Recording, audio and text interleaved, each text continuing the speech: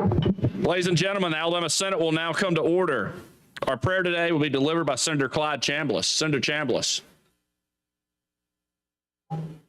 Thank you, Mr. President. May we go to the Lord in prayer.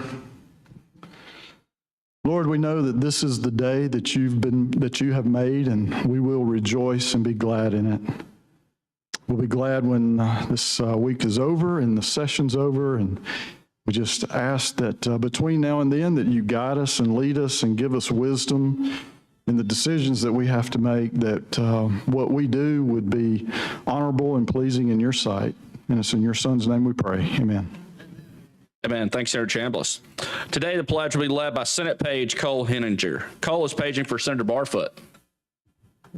Attention, salute, pledge. Allegiance to the flag of the United States of America and to the republic for which it stands, one nation, under God, indivisible, with liberty and justice for all. Thank you, Cole. Secretary, call the roll. Mr. Albritton, Mr. Allen, Mr. Barfoot, Mr. Beasley, Mr. Bell, Mr. Butler, Mr. Carnley, Mr. Chambliss, Mr. Chasteen, Ms. Coleman, Ms. Coleman-Madison, Mr. Elliott, Ms. Figures, Mr. Gavan, Mr. Gudger, Mr. Hatcher, Mr. Hovey, Mr. Jones, Mr. Kelly, Mr. Livingston, Mr. Melson, Mr. Orr, Mr. Price, Mr. Reed, Mr. Roberts, Mr. Schofield, Mr. Sessions, Mr. Shelnut, Mr. Singleton, Mr. Smitherman, Mr. Stewart, Mr. Stutz, Mr. Wagner, Ms. Weaver, Mr. Williams,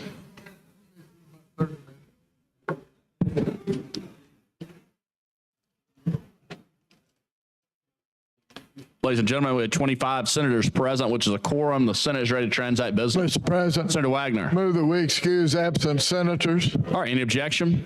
Hearing none, so ordered. Mr. President, Senator Wagner. move that we dispense with the reading of the journal from the previous legislative day. All right, any objection? Hearing none, so ordered.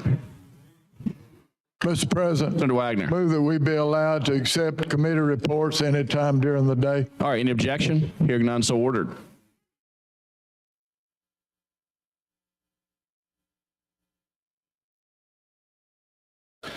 All right, now we'll do committee reports. Secretary, call the first committee.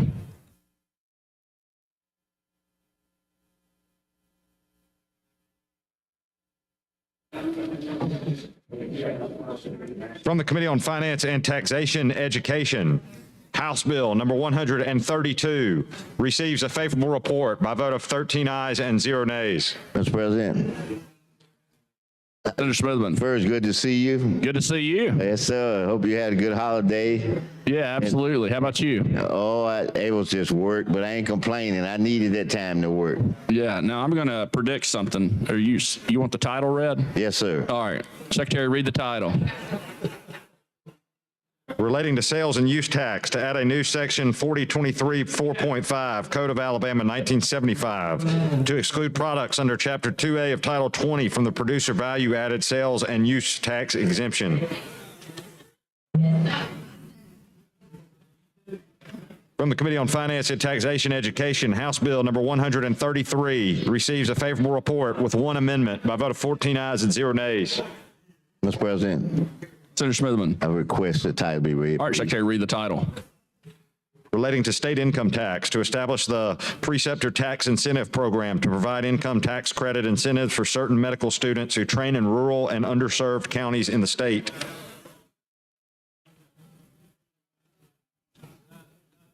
From the Committee on Finance and Taxation, Education, House Bill number 175 receives a favorable report with substitute by a vote of 14 ayes and 0 nays. Mr. President, Senator Smithman. request the title be read. All right, Secretary, read the title. relating to income taxes to provide a one-time refundable income tax credit to qualified taxpayers to partially offset the amount of sales taxes paid on groceries throughout the tax year, to create the refundable tax credit fund in the state treasury, to provide that refundable credits would not be taxable for Alabama income tax purposes, and to provide an effective date.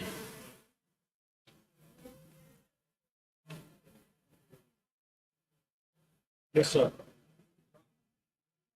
From the Committee on Finance and Taxation Education, House Bill number 293 receives a favorable report by a vote of 14 ayes and 0 nays. Mr. President, I request the title be read. All right, Secretary, read the title. Relating to port credits to amend sections 4018-401 and 4018-403, Code of Alabama 1975, to expand the cap of the port credit and to expand tax incentives for businesses and enterprises who increase their cargo volume through Alabama public ports. From the Committee on Finance and Taxation Education, House Bill number 315 receives a favorable report by a vote of 14 ayes and 0 nays. Mr. President, Senator Smithman. request the title be read. All right, Secretary, read the title. Relating to the Department of Veterans Affairs to amend Section 3165 as last amended by Act 2022-91, 2022 regular session, Code of Alabama 1975, to expand eligibility for educational benefits to spouses of those who were killed while on active state duty status or whose death results proximately and within 3 years of an injury sustained while on state activity duty status. Identical to the engrossed version. The House And this bill- ain't go through, right? Yes, Okay. because From the Committee on Finance and Taxation Education, House Bill number 334 receives a favorable report by a vote of 14 ayes and 0 nays. Mr. President, Smithman. request the title be read. All right, Secretary, read the title.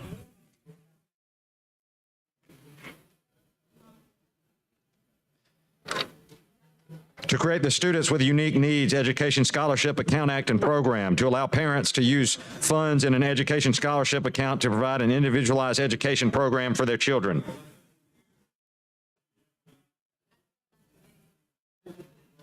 From the Committee on Finance and Taxation Education, House Bill number 445 receives a favorable report with substitute by a vote of 13 ayes and 0 nays.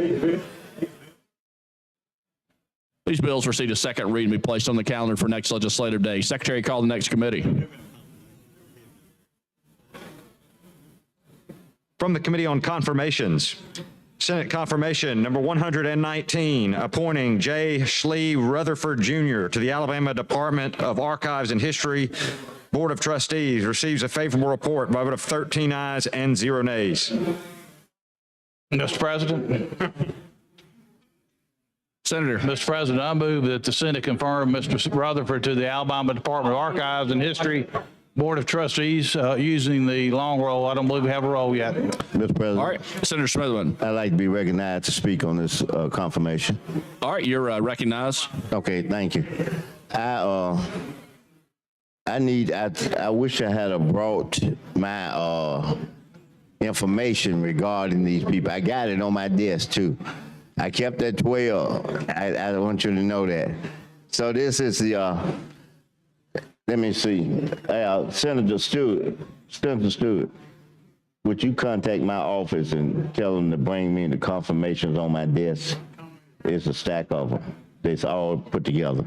This, I tell you all something about the Department of Archives and History. You know, I remember, I'm gonna start out by saying this. I remember when we first built them a new building.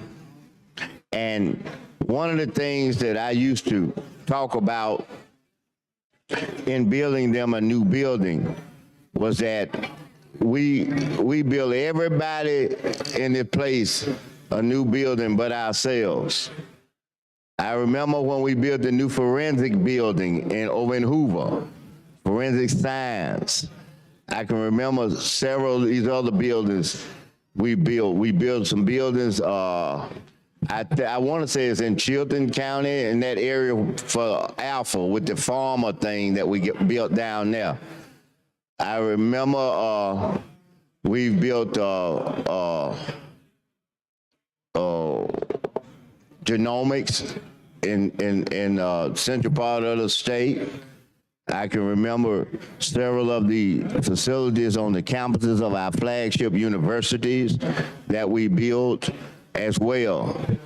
But we shied away from doing something for ourselves in building a state house. I hope that we'll take from the amount of deferred maintenance that we have not provided, and we will look at the probative value of what it takes to do that versus what it takes to be able to build a new building. Now, many of us have had opportunity to go to the Department of Archives and History for several events. And I don't know about you all, but I was impressed. And I was impressed by the functions that they provide. I was impressed by the information that they have. And I was impressed about the services that they provided to us. Now, I do want to say this to you all, as you see me standing here, is that, you know, we remember what we said about this, and I didn't bring it, Senator, ask her to bring the little Nestle Quick with her. There's a little can, yeah, Nestle Quick. I sent for the Nestle Quick so that everybody understand what it's kind of like where we are. We're in a situation, as we always be at this particular time, that things start getting a little thick, and they start getting a little unpredictable. So sometimes what you have to do when you're in those situations, you know how you're in traffic, and you know you come into a situation that's thick, and you know you got folks like on the sideline over here of the road. They could have some problems. They may just be stopping to rest. You don't know what they're doing. Then you have big trucks over here. And some of these things we deal with are going to have to deal with in even on our agenda. They're like they're not the big old transfer trucks, but they the ton and a half trucks. And when you come up into that situation, you know, as a good driver, you're supposed to slow down. Oh, thank you. I got my tools of the trade. Got my little tools now. It requires you to slow down. And you slow down because you want to be extra careful that you don't hit somebody on the side, or you don't run into this truck trying to measure your distance. Now, let me add to this situation. Have you ever been in that situation and you find out that you got a little film on your headlights on your car? So it makes the light coming off of your headlights a lot dimmer. So it makes it a little harder to see. And to couple with that, imagine when you're on the road, you're between them, there's a center line for the highway, and there's a line that's on the side. But because it's old and faded, you really are not sure if you're too close over here on one side or whether you're going to hit someone on one side. So what do you have to do, my colleagues? You have to slow down. Slow down, ease through that. That's what we're in right now. We're in a need to have a slow down mode so we can carefully go through this process. You know, carefully explore each and every issue to its fullest. So we have to carefully do that. And I can't think of a better place to do it than to start at this particular time. And you know, this is not a guesstimation of what we need to do. Time has shown that this is necessary. Time has shown that this is necessary. I mean, I don't know if they've been signed or not, because if it is, I hadn't gotten any invitation to it. But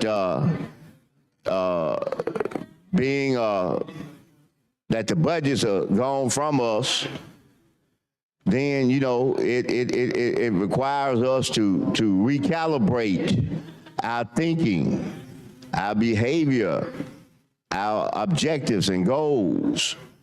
And on top of that, you know, we had an extended holiday. So, you know, you probably have had a chance to get out on Memorial Day and have some great celebrations, celebrating the men and women in our army, in our military, not just army, who gave their lives for us to be standing up in here now. And during those kind of times and situations, you probably have folks that come up to you that haven't ever came up to you before. They want to discuss their idealistic feelings and tell you ought to do A, B, C, or D. And sometime in the haste of trying to respond to that, we have a tendency to come with a mission or objective independently, one-on-one. That's your mission and objective. I'm not talking about collectively, because everybody's not in the same district, same area, same cities. But you come with this in mind because you have been placed in a position of having to address that with someone back home. But remember that sometimes people who are not a part of the process don't understand the implications of things that they asked or that their ideal thought was expressed, their opinion about what you should or shouldn't do. So sometimes you have to slow things down to get people to just kind of think about what you're getting ready to do and think about the impact that it would have. Now, these confirmations, we have to think about the impact that they would have on these organizations. Now, I'd like to find out. I guess I can. If not, let's let's see. That's fiscal. I hate to work this lady back here like this. I hate to work her, but I'm gonna need a little information on the Board of Trustees of the Alabama Department of Archives and History. Can you print me off something right quick that we got? You know, I know it's in the audit. I know it's in our audit book that you all do that every 2 years for us. So I'm just trying to give you some area that might help out back there. But I do want to know.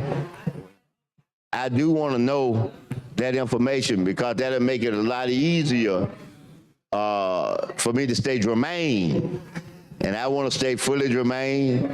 I would request the chairman, if of confirmations, if he could possibly see if they got one of those stools, you know, you sit on. Then he can get one and I can get one. You know, and I'll say this precedent has been set with a former senator staying up a long time, so we allowed him to do that. And I'm gonna show you what kind of trooper I am. Yeah, I got a messed up foot. It's been messed up for about a week, and And what's gonna have to happen is that I may have to sit up on the side of this. I might get up there with one leg and be like that. Long as one leg touch the floor, I'm gonna be all right. I'm gonna keep one down on the floor now, so it won't be totally off. But I might have to prop that one up to keep that blood circulation flowing back this way. You know, and I messed around and heard it coming in the door just then again. Yeah, the senator was one of the senators saw me and was nice enough to know I was trying to take something, so they went and got me some water. So, you know, that's, all right, now that Mountain Dew, I've been trying to do better. I want you to know that. I went to see my doctor, and she's got this picture of your kidneys, 2 pictures of kidneys. One is happy kidneys with a smile on them. You know how your kidneys, they put a face on it, and then they had a jar of water. And then they had the unhappy kidneys, and believe it or not, out of all the drinks that they had tea. They said that is not good for your kidneys. And I didn't know that. I didn't know it. So I'm trying to have some happy kidneys. Now, I'm going to treat myself with a Mountain Dew when I eat. That's a reward for the happy kidneys. But yes, this is Rutherford J.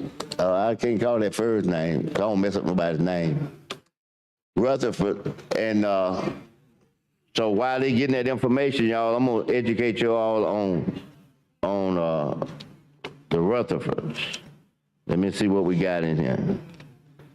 Let me see what we got, because we got a lot of them in here. I'm just trying to see if I got the right stack. I don't know if we got the right, I got the right stack or not, because this is, I don't know, now I'm getting hot. Let me see. Oh, good, thank you. You my friend, thank you. Let me see what this is right here. Let's see. Mr. Chairman, is this the May the 17th group? May 17th. I don't even see this person in there. I see their name. Let me see. Rutherford. I don't have the right list.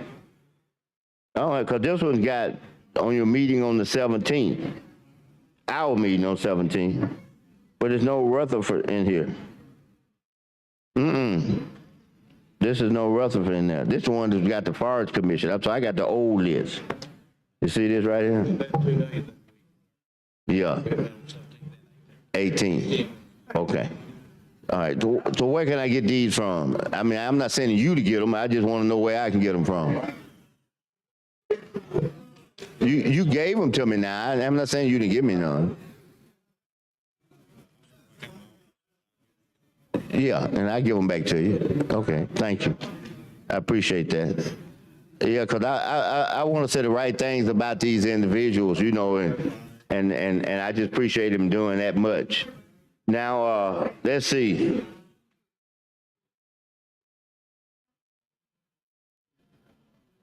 Let's see. Okay, do we have anything of that set them up? You know, set this board of trustees up. All right. I know you didn't expect that to work like this quick. Sorry about that. But yeah, so I'm interested in going over there. I told him I was gonna come over there because I wanted to do a little background check on a little lineage of my family as well. I haven't done that yet, but I think that they'll be able to provide me this information that I need to be able to do that. Now, let's see. This is the meeting of May 10th. I should have told the chairman. Hey, Senator from Mobile, would you tell the chairman? I'll tell him. He coming in now. That's all. It's the meeting, Mr. Chairman. It's it's the meeting of May 10th. Because I have the letter that they said, well, no, it's not. No, it's not. It's at their meeting. Oh, she bring them. Okay. Okay.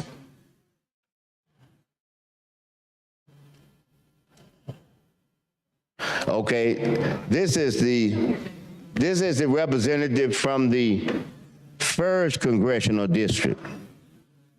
Now, me not keeping up with what all in each one of these congressional districts. What's the 1st Congressional District? Oh, your district. Okay. Oh, that's the pretty district down there on the beach and all that good stuff. Well, I'm gonna have to spend. I can talk a little bit about that because that's the main and that's from the 1st District. I'm gonna spend a lot of time down there in that 1st District. You know why? That's right. I'm gonna go down there and I'm gonna make it. I'm instead of coming for one day to a game, I'm gonna make it 2 days and a night. And then so I can go to the beach down there and everything else. I know everybody's saying, oh, he talking about going to the beach. But really, I'm talking about going down there to see my granddaughter. She goes to South. In fact, she plays ball for South. And so I'll be down there a lot for these games and whatnot. So I'm gonna definitely try to check out the beaches and see what it look like. And all I want to do is just hear the roaring of the water. Just hear that roll. Hear that water coming, the waves coming in and out. So this is a good district. Basketball. This is a good district. I mean, think about it. You could have a little district meeting on the beach. You know, put one of them little, them little things we buy, them little canvas things. Get some folding chairs. See, I know everybody thought I was talking about going on them fancy restaurants. Nope. You put that little tent out there, have some chairs, have a little battery powered lights, them little lamps with them big old square batteries. Oh yeah, let it quick. You got it right. Except we're gonna be out there. I gotta have it on the rocks. Can't have hot quick. 'Cause people be sweating out there and everything. I'm sure some of y'all had a good time with your families at the beach. And some of y'all did like me. You had a staycation. Staycation. I mean, you stayed at the house.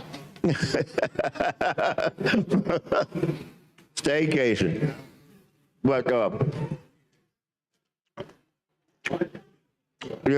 1st District. Okay, I'll get back to you.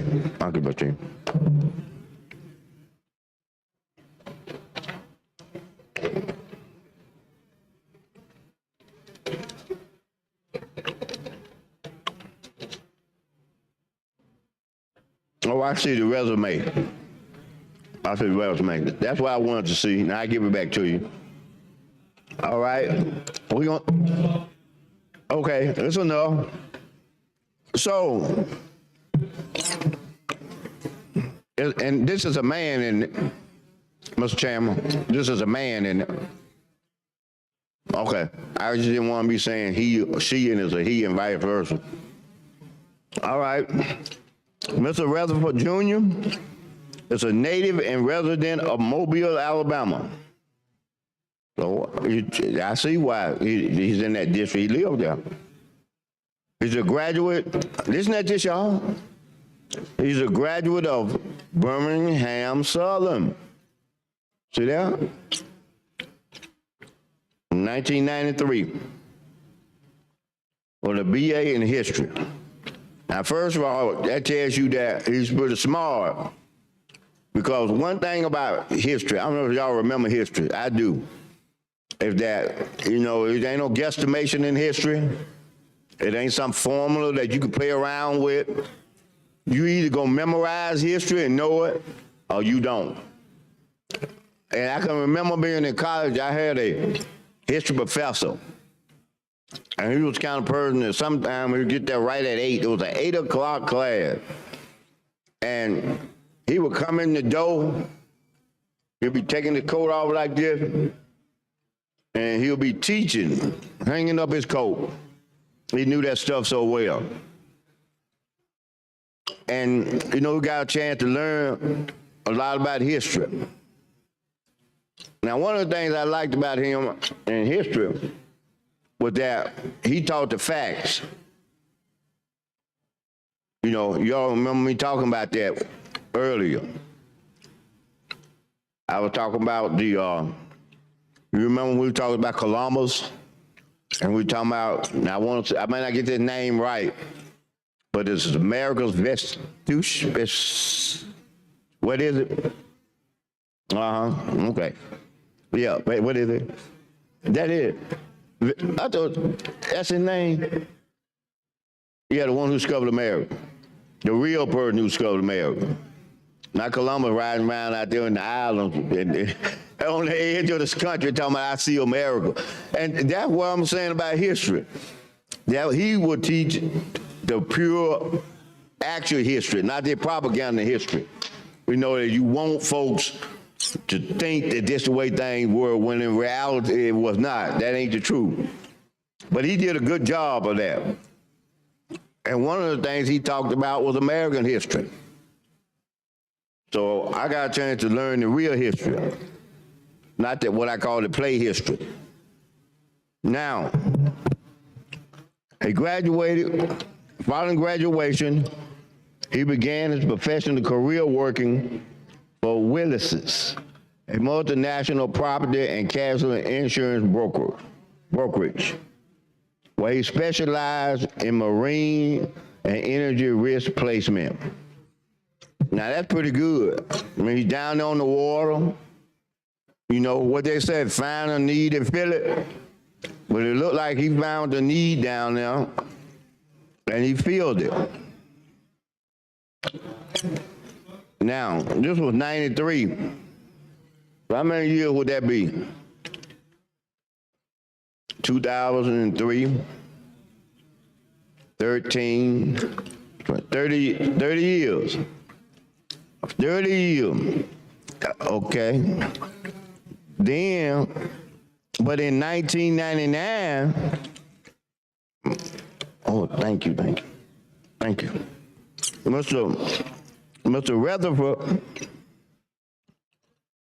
joined a regional ship agency. I think this is Trackham Shipping Agency. I think that's right. Which later became Norton Lilly International. And Norton Lilly International is the oldest and largest ship agency in North America. That's big time for Mobile to be affiliated with the largest shipping agency in North Alabama. Now, I had a chance to go down there and be informed of all this shipping that we do. And Mobile Port moves a lot of goods. So investment that we made in Mobile in dredging and pulling out the port, I think will allow us to bring in these humongous ships that we can already, so that we can add more people in there, and we can add more cargo, so that we can enhance our revenue from exports and imports, in particular exports. Now, during his tenure at Norton Lilly, and we talk about Mr. Rutherford, he was involved in port management, operational and personal matters, growth strategies, and executive leadership. He is an owner and partner at Gulf and Atlantic, LLC, primarily dealing in forest products. So he found another need, and it looked like he's filling it. Mr. Rutherford is an avid outdoorsman who enjoys hunting and fishing and is fascinated about education and conservation. And he has a passion for it. Seems like an outdoors person. Now, moving along to this year, fast forwarding, in 2013, Mr. Rutherford began restoring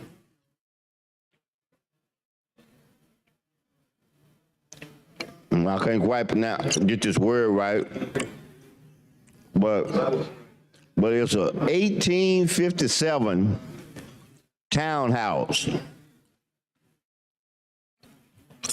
in the historical district of downtown Mobile. Now, we just talked about a bill on F&T education that deals with historical tax credits. And believe it or not, let me see, who was that? Oh, yeah. I think it was a representative. What happened to senator? What happened to senator I'm looking at? Well, you the one who did the historical tax credit bill upstairs? That was you. Okay. It was a House member then. Representative Brown. Clark, that's who it was, Representative Clark. Representative Clark. We just got through with that about an hour ago. Yeah, it was a good bill. But this falls in line with what the city of Mobile is trying to do, and that's revitalize downtown. It is amazing. Thursday, I was talking about what Montgomery was trying to do. Today, I'm talking about what Mobile's trying to do. And yet, I'm the senator for Birmingham. But yeah, I'm talking about them, and Homewood, and Mountain Brook, and Irondale, and Ross Bridges, and Hoover. Those are people I represent. And yet, I'm sharing that because Mobile, as well as Birmingham, as well as other parts of the state, we have a backlog of projects waiting on time to get us to the money, because we have a cap each year of how much we can allocate, and we've reached that cap, and we have some people in the hole who trying to help us with that. So we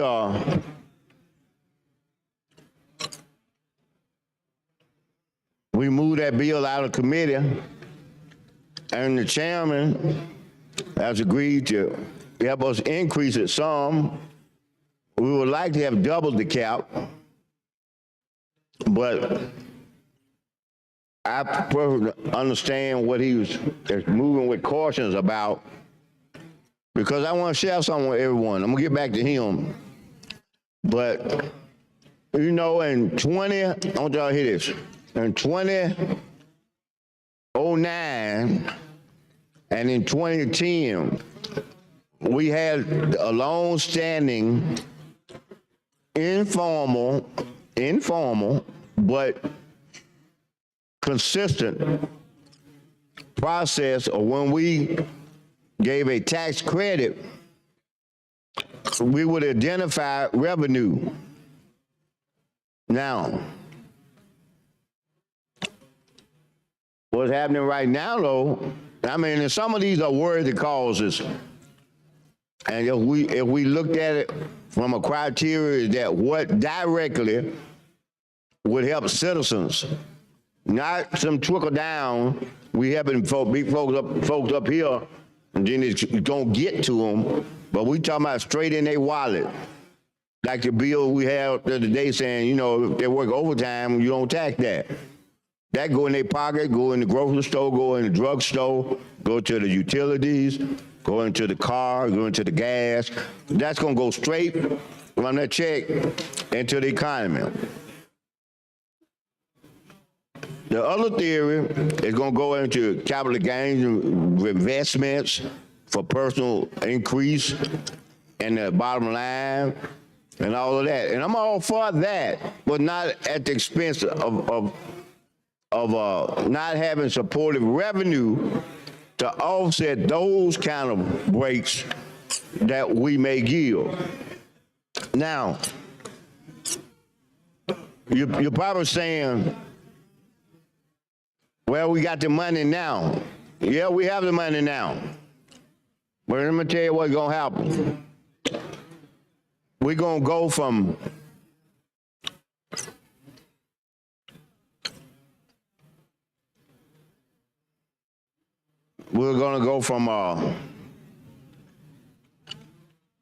tax breaks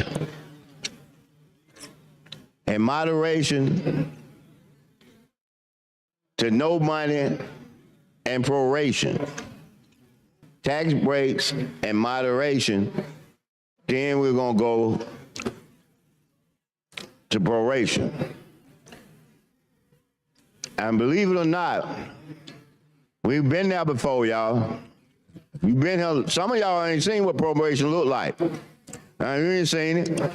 You think I'm just sitting up and running off at the mouth, saying, yeah, it sounds good. He like the Chicken Little, saying the sky falling. And then no sky's falling, because you looking up now and you don't see proration. But when the sky falls, gotta be prepared to prop it up. And it doesn't take much. I mean, look at what's about to happen now. Country about to run out of money. And if that happens, it won't be nowhere near the sales revenue because people won't have money to spend. Then all of a sudden it's going to have a direct effect on us and our revenue. Because unfortunately for us as a state, we didn't get the exemption where we could print money as a state. So we have to get it in from revenues that we receive. And one of the main sources is taxes, and the other one, of course, is investments. So, however,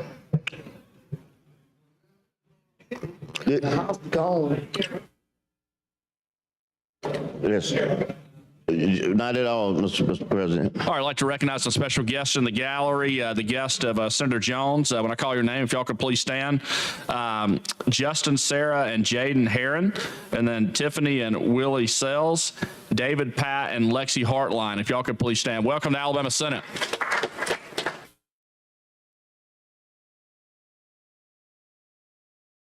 Thank you, Senator Smoothman. Yes, sir, Mr. President. Okay.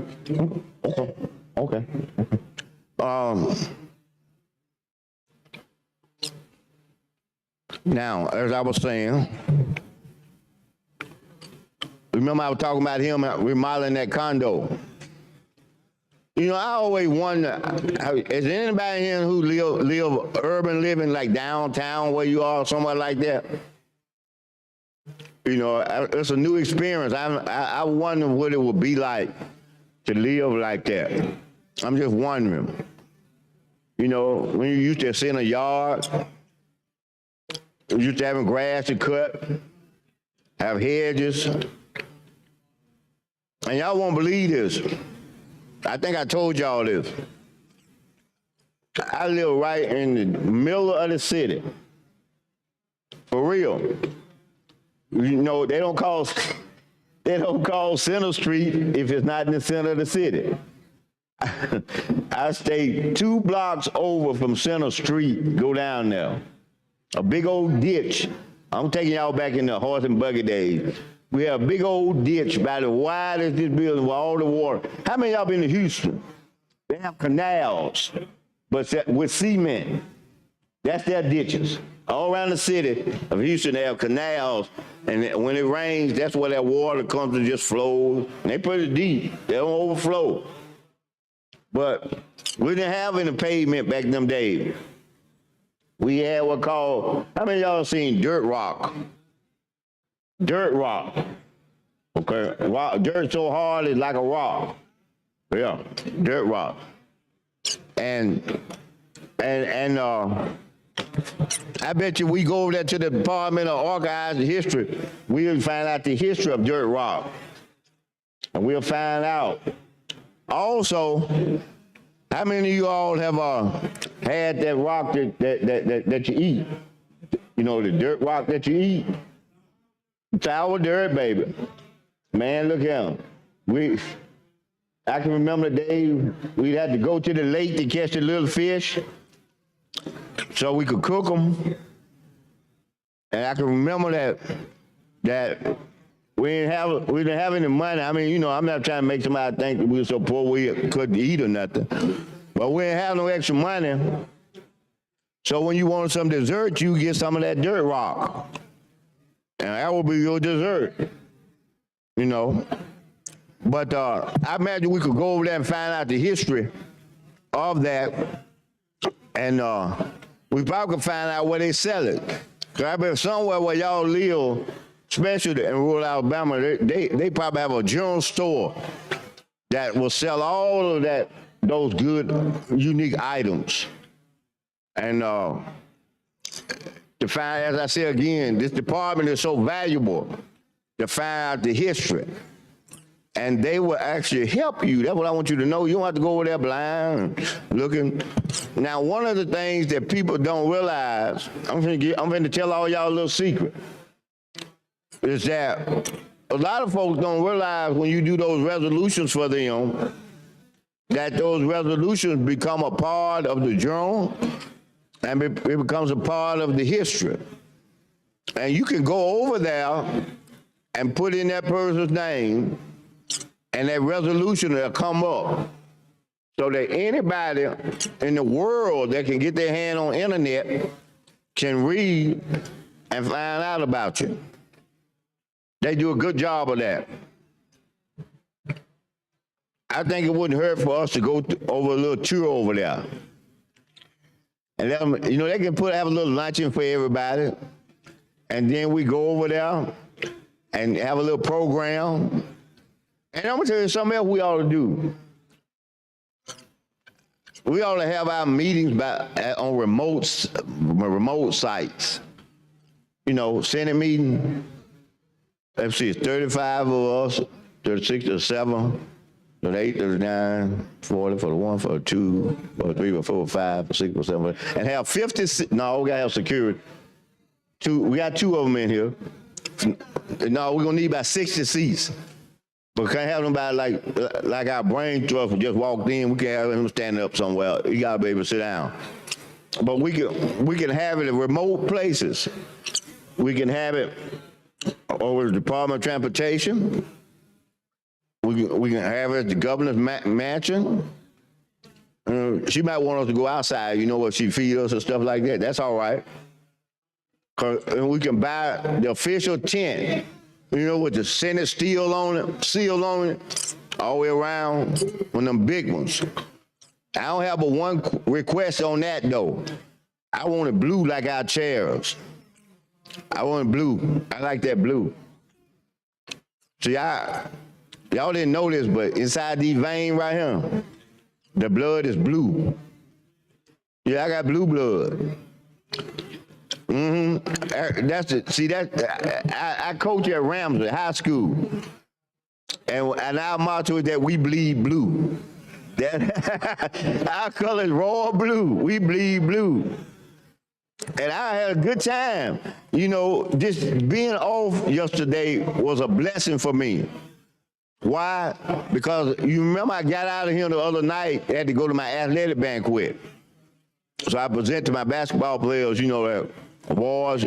We did everything but win the state. We won the area, we won the regional, and we made it to the semifinals in the state. So I had to give them what they got. Last night, and I wouldn't have had a chance if we was here, but we made the presentation to our football team because we won 5A state champ. We were 5A state champions. And yeah, I coach with them too, but I do more of my coaching with them on game day because we were down here. But we made that presentation too last night. And once again, Blue Blood came out. They cut it right there, little Blue Blood. Now, I don't know if you all remember this back in the old days. See, some of y'all remember this. And that's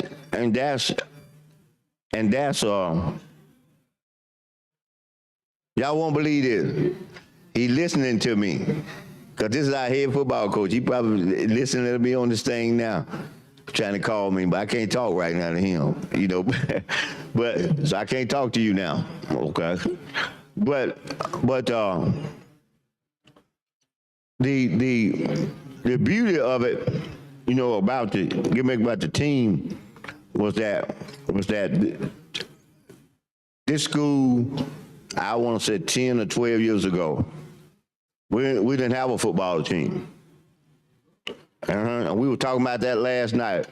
First year we had a little B team, and you might can find out something about Rams in the organizing history. If not the school, you'll find out about the person named Ramsey. I'm sure who they named the school after. But we were talking about how the first game or the second game we played, we were defeated. Listen at this, y'all.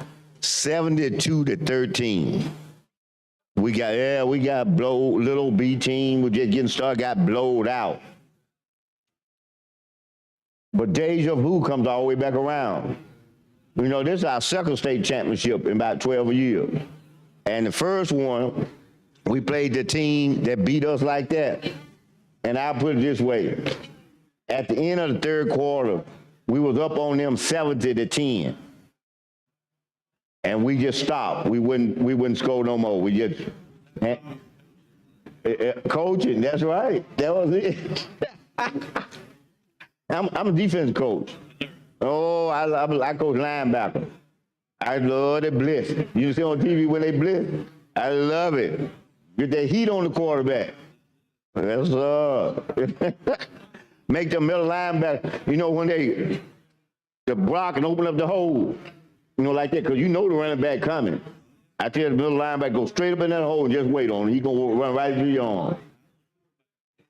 Yeah, you hate guys like me. Well, I know how that is.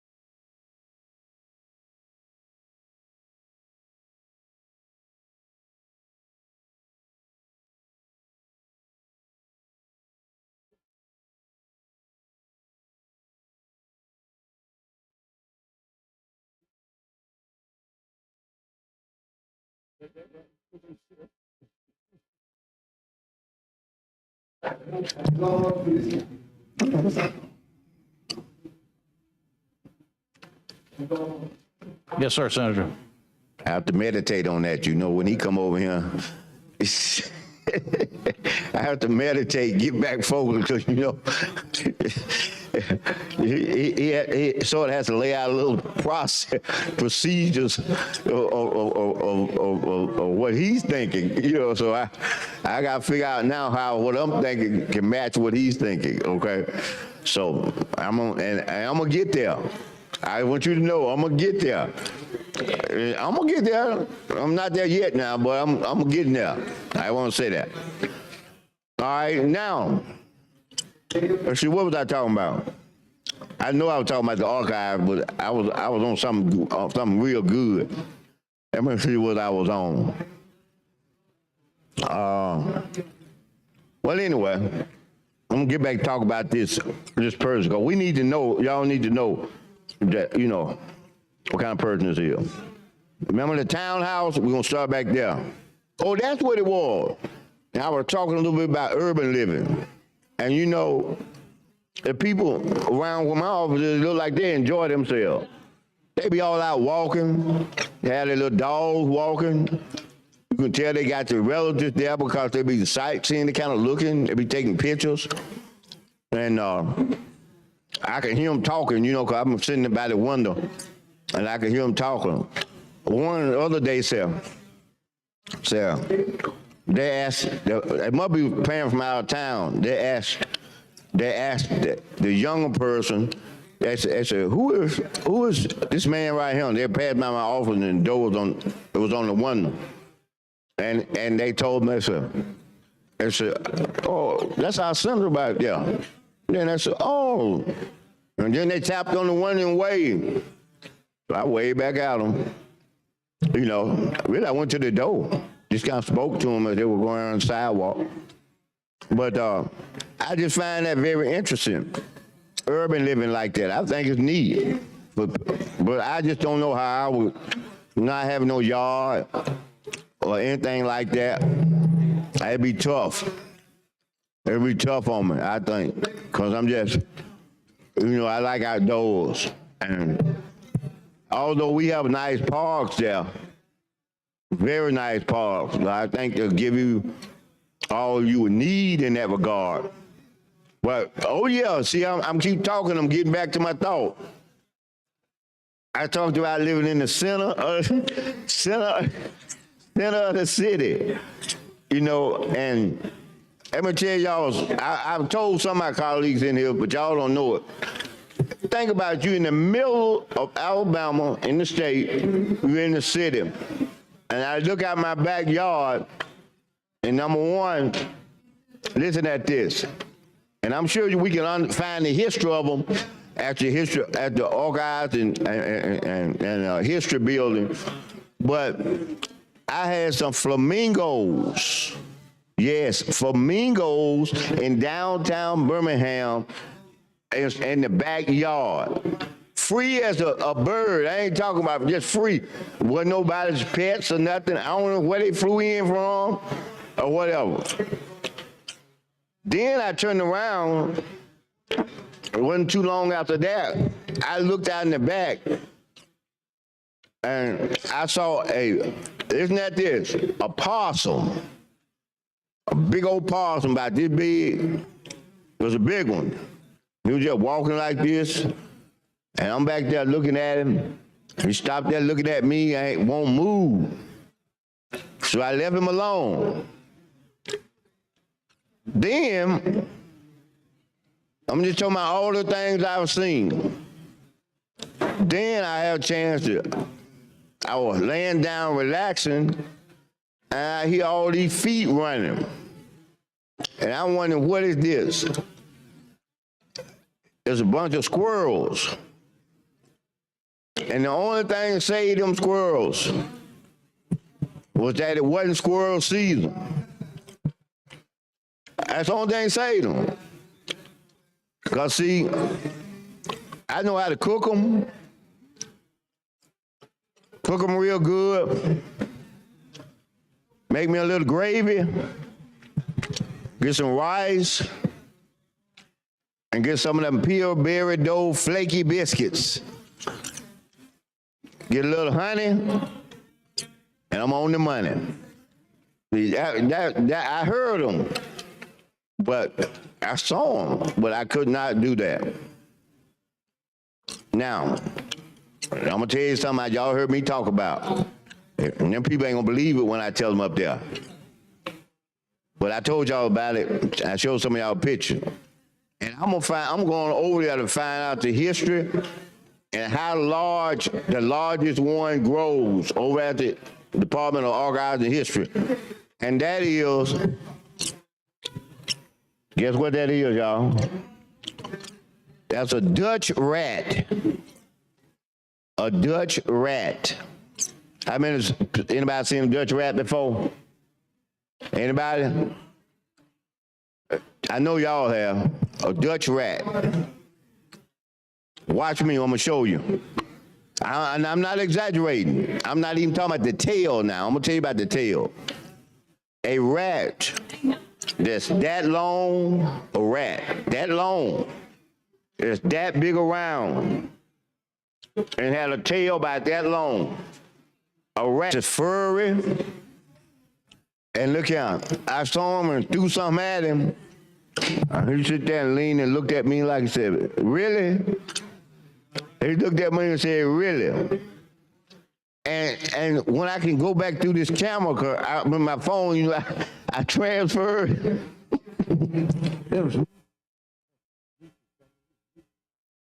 Oh, I got the real name from a man that knows. He said that Nutris, not Dutch rat, Nutris.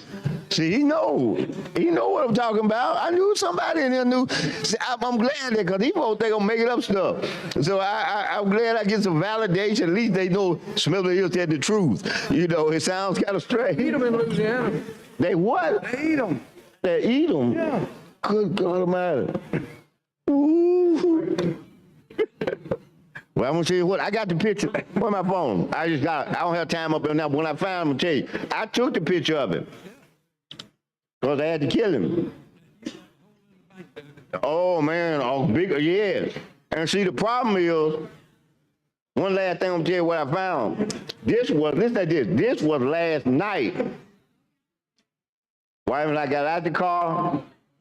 She said, what that is over there in the front yard? It's a big old rabbit. Big old rabbit. I said, I can't mess with him. It's out of season. I can't get it. Let him. Not quite, but that's almost, it was big like that. That's big. Yeah, that's big. Yeah, that look like a cow. That look like a cow right there. You know. But yeah, that's what I'm telling you. So we had the rabbit last night. I mean, imagine you in the middle of the city. You can't get much urban than that. Just right in the middle of it. And that's why you were pavement and 4 yards. But you know what the problem is? At the corner, there's a lot, there's a house, another house, and behind that house is the big old pipes they put in. You know, in the place of the ditch, you know, they start putting the pipe, putting them humongous pipes. And that's where they come from. Now, I saw some old ones down there. Yeah, had black hair. And they were so old that you could see the skin through the hair. Them things was old. They were old. And I mean, they really, you can stomp at them and they'll come towards you. Yeah. But you know the little iron that you have when you move your wood around, you know, in the fireplace. I had one of them. I wore that head out. Got every one of them. Because they ain't had the money because them folks come out there. Them folks charge you $100, $125, $200 to get these rats. I got that. I got So I had to get it my own self. So I'm going over there to check out the history of rats. Yeah, the history. I want to know where they got. I want to know where they came from. That's the place to go. History and Archives. They'll tell us. But they'll tell us where to go. They'll tell us where to go. I mean, if they got the history, they got the history of everything. At least online they do. You know, rat history. What you call them name of it? Yeah, for real. I'm talking about thick too. Let me tell you how strong they are. You know how when you take your trash, you know, and you put it up to take it outside. I had set the trash right out there and still, you know, I was gonna put it in the bin. And when I went out there, worse than that. He had drugged the whole bag under the house. It was just a little piece, about that much, sticking out from under the door. You know, you had a trap under your house. And I was looking, I said, where the bag go? And I went there looking there, and drugged the bag and then opened it up and went in there. He didn't shout, but he went in there looking for something. Yeah. It's just the only thing that saved me now You know, in the city, they done changed the thing. You know, they give us these big old things with the tops on them. And so now you can lock the top down, they can't get in there. But yeah, I'm serious when I say that. I tried to catch them one time, you know, them big old wooden traps. Y'all don't see it in the store. Wood, block of wood, the big old hard thing. And they just drug them on where they wanted to go. Yeah, they won't buy their bid with some traps. I'm serious right there, y'all. And so but I want to go over there and check it out, you know, but I'm sure they got some history of it over there, you know. Yeah, I'm sure they got some history of it over there. I know we need to take a tour. Yeah. How much time I have? Oh, 2.5. Okay. All right, now. Let me tell you right quick then in 1 minute about finish about him. Let's see. Okay, he lives down in the townhouse. He's a member of the Church of Christ Cathedral in Mobile. He's presently served as the trustee for the Alabama chapter of the Natural Conservancy, a worldwide conservation organization leading the way for conservation in Alabama. The conservation, a worldwide conservation organization leading the way for conservation in Alabama.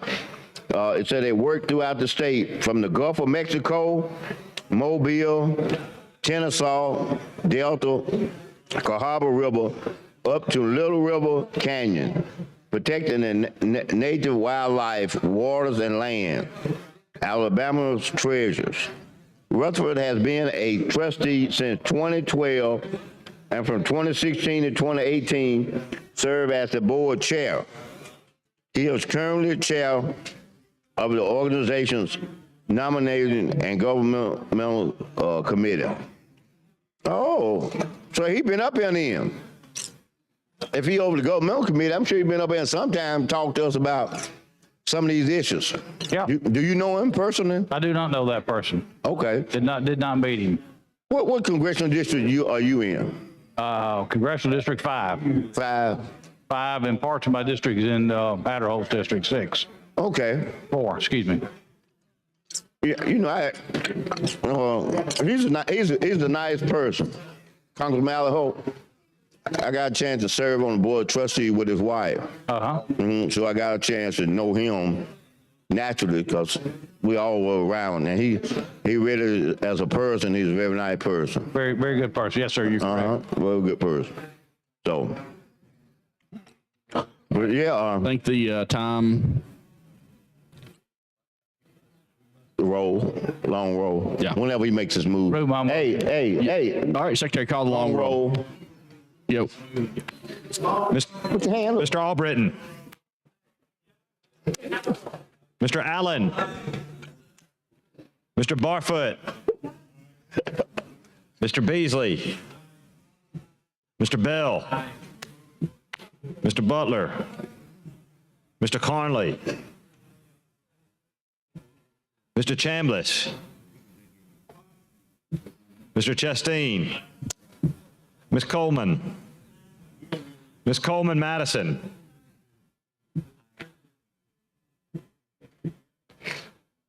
Mr. Elliott. Ms. Figures. Mr. Gavan. Mr. Gudger. Mr. Hatcher. Mr. Hovey. Mr. Jones. Mr. Kelly. Mr. Livingston. Mr. Melson. Mr. Orr. Mr. Price. Mr. Reed. Mr. Roberts. Mr. Schofield. Mr. Sessions. Mr. Shelnut.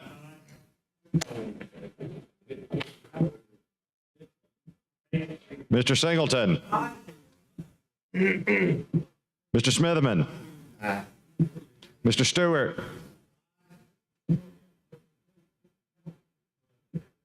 Mr. Stutz. Mr. Wagner. Ms. Weaver.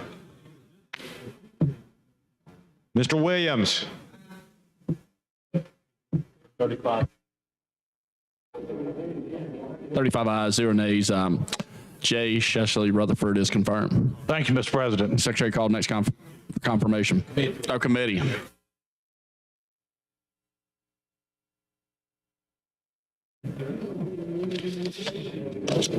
From the Judiciary Committee, House Bill number 64 receives a favorable report by a vote of 7 ayes and 0 nays.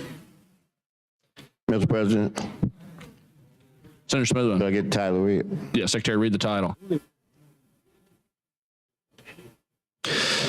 Relating to firearms to amend Section 13A 1172 Code of Alabama to further provide for persons prohibited from possessing a firearm, to prohibit aliens unlawfully in the United States or aliens admitted under a non-immigrant visa from possessing a firearm, to provide a penalty for persons in violation of this provision, to make non-substantive technical revisions to update the existing code language to current style, and in connection therewith would have as its purpose or effect the requirement of a new or increased expenditure of local funds within the meaning of Section 111.05 of the Constitution of Alabama.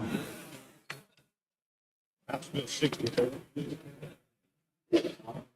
From the Judiciary Committee, House Bill number 267 receives a favorable report by a vote of 7 ayes and 0 nays. From the Judiciary Committee, House Bill number 328 receives a favorable report by a vote of 8 ayes and 0 nays. Okay. Would you, From the Judiciary Committee, House Bill number 371 receives a favorable report by a vote of 8 ayes and 0 nays. Mr. President, Senator Smithman. request the title be read. All right, Secretary, read the title.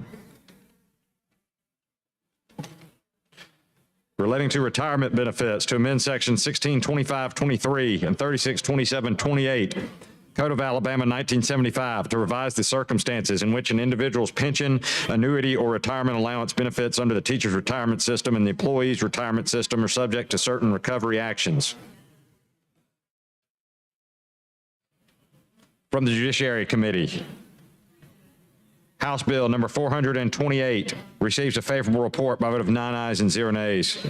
Mr. President, request the title be read. All right, Secretary, read the title. Relating to child abuse to amend Section 2615.2 and 2615.3 Code of Alabama 1975 to further define the crime of child abuse to include willful mistreatment, and in connection therewith would have as its purpose or effect the requirement of a new or increased expenditure of local funds within the meaning of Section 111.05 of the Constitution of Alabama 2022. These bills received a second read and be placed on the calendar for next legislative day. Secretary called next committee. From the Committee on State Government Affairs, Senate Bill number 347 receives a favorable report by a vote of 7 ayes and 0 nays. Mr. President, request the title be read. All right, Secretary, read the title. Relating to the Alabama Women's Tribute Statute Commission to add Section 41.9.338 Code of Alabama 1975 to exempt the commission from the Public Works competitive bid laws. These bills received a second read and be called next committee.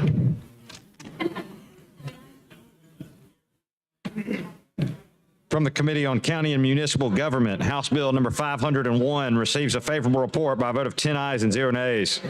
Mr. President, request the title be read. All right, Secretary, read the title.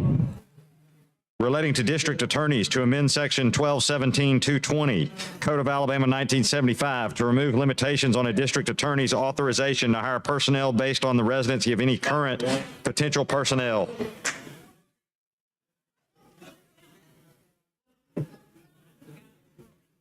From the Committee on County and Municipal Government, House Bill number 215 receives a favorable report by a vote of 10 ayes and 0 nays. Mr. President, request the title to be read, please. All right, Secretary, read the title.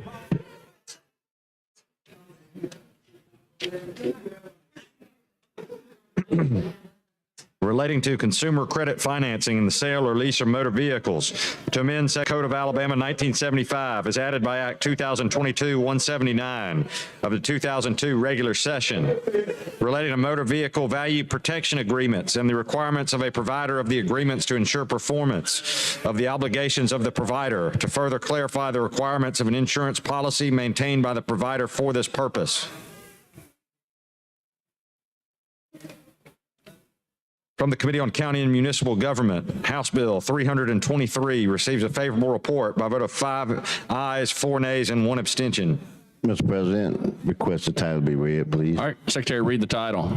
Relating to first responders, to require certain benefits be made available to first responders suffering from work-related post-traumatic stress disorder, to make certain leave benefits available to employed first responders, and to have as its purpose or effect the requirement of a new or increased expenditure of local funds within the meaning of Section 111.05 of the Constitution of Alabama.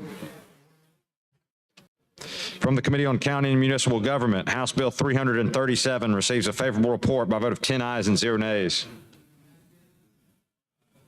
From the Committee on County and Municipal Government, House Bill 377 receives a favorable report by a vote of 10 ayes and 0 nays. Mr. President, I request the title be read. All right, Secretary, read the title.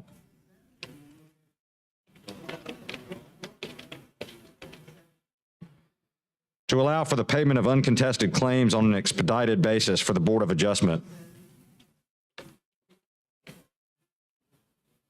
From the Committee on County and Municipal Government, House Bill 347 receives a favorable report by a vote of 10 ayes and 0 nays. Mr. President, I request the title be read. All right, Secretary, read the title.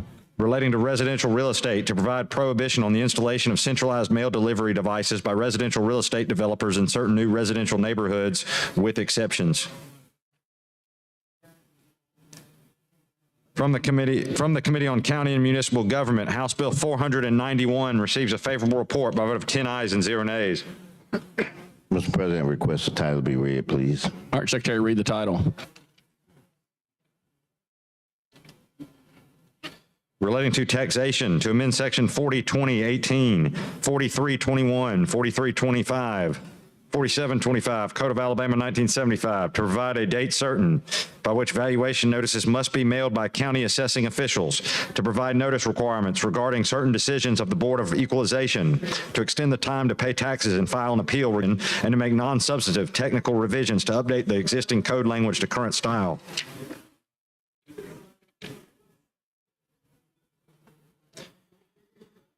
From the Committee on County and Municipal Government, House Bill number 399 receives a favorable. Mr. President, we request the title be read, please. All right, Secretary, read the title. Relating to tax officials, to establish the Alabama Ad Valorem Advisory Committee to provide input and recommendations to the Commissioner of the Department of Revenue and to provide for its membership and duties.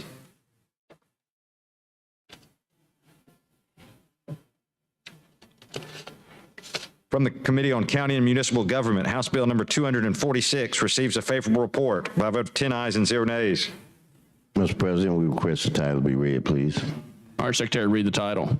Relating to the licensed practice of cosmetology, to provide and adopt the cosmetology license compact to allow licensed cosmetologists to practice pursuant to a multi-state license among compact states in a limited manner, to provide eligibility requirements for licensed cosmetologists to practice cosmetology pursuant to the compact, to provide for a coordinated licensure information system, joint investigations, and disciplinary actions, to establish the Cosmetology Licensure Compact Commission, to provide for the membership, powers, duties, and rulemaking functions of the commission, and to provide for oversight of the compact, enforcement of the compact, default procedures, dispute resolution, withdrawal of compact states, and amendments to the compact.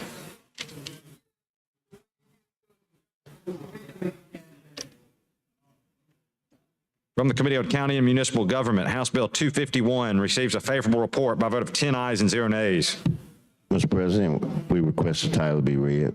All right, Secretary, read the title. Relating to motor vehicle registrations, to amend sections 366350, 326350.1, Code of Alabama 1975, to authorize the issuance of a distinctive motor vehicle license plate for veterans of Operation Inherent Resolve. From the Committee on County and Municipal Government, House Bill number 304 receives a favorable report by a vote of 10 ayes and 0 nays. Mr. President, we request the title be read, please. All right, Secretary, read the title. Relating to alcoholic beverage sales to amend Act 2022-432, 2022 regular session, now appearing as Section 283A17.2, Code of Alabama 1975, to further provide for alcoholic beverage sales by food and beverage trucks within established entertainment districts by extending the license to municipalities in all classes.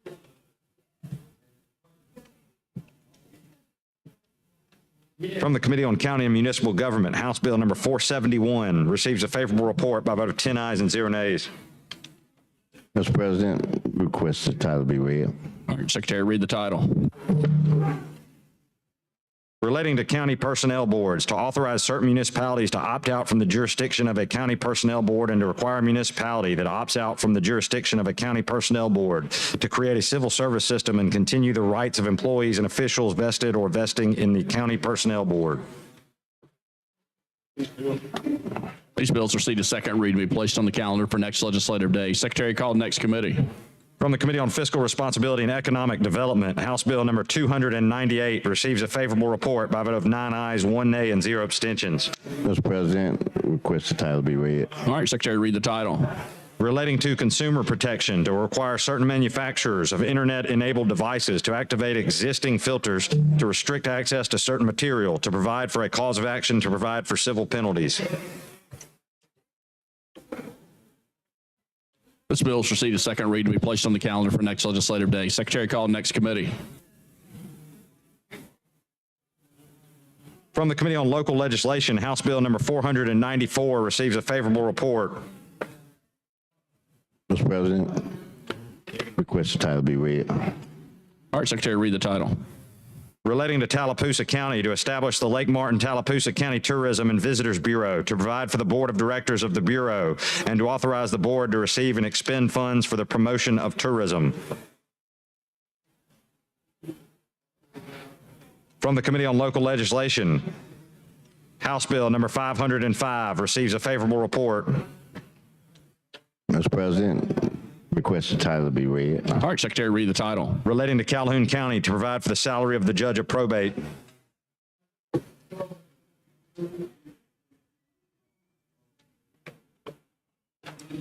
From the Committee on Local Legislation, House Bill number 111 receives a favorable report. Mr. President, request the title be read. All right, Secretary, read the title. Relating to Etowah County to provide that the director and employees of the Etowah County Punishment and Corrections Authority have arrest powers and may make arrests in certain circumstances.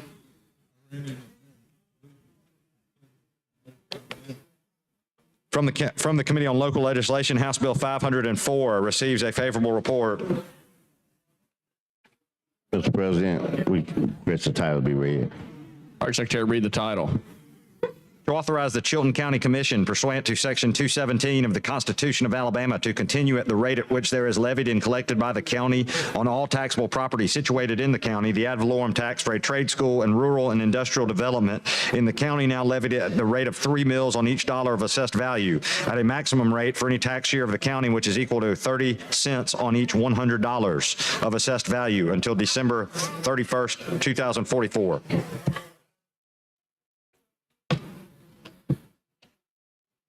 From the Committee on Local Legislation, House Bill number 506 receives a favorable report. Title be read. Secretary, read the title. Relating to Marion County to amend sections 4547-230 and 4547-242-21 Code of Alabama 1975 to abolish certain expense allowances paid to certain county officials, to revise the salaries of the sheriff, revenue commissioner, and members of the county commission, and to repeal section 454770 Code of Alabama 1975 relating to expense allowances paid to members of the Marion County Commission. From the Committee on Local Legislation, House Bill number 507 receives a favorable report. Mr. President, we request the title be read. All right, Secretary, read the title. Relating to Marion County to create additional qualifications for the office of sheriff. From the Committee on Local Legislation, House Bill number 508 receives a favorable report. Mr. President, request the title be read.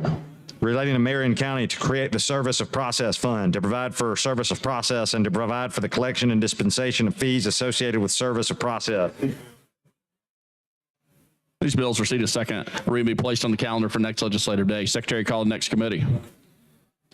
From the Committee on Finance and Taxation Education, House Bill number 217 receives a favorable report with one amendment by vote of 13 ayes and 0 nays. Mr. President, I request the title be read. All right, Secretary, read the title.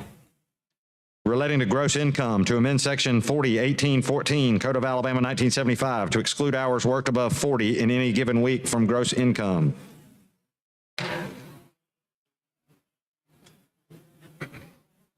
From the Committee on Finance and Taxation Education, House Bill number 253 receives a favorable report with one amendment by vote of 14 ayes and 0 nays. Mr. President, I request the title be read. All right, Secretary, read the title. Relating to taxation to amend sections 49F31, 49F33, and 49F38 Code of Alabama 1975 to allow rehabilitation credits to be tied to the year in which the reservation is allocated, to provide for additional rehabilitation credit allocations, to further provide for the membership of the Historic Tax Credit Evaluating Committee and the factors considered by the committee, and to make non-substantive technical revisions to update the existing code language to the current style.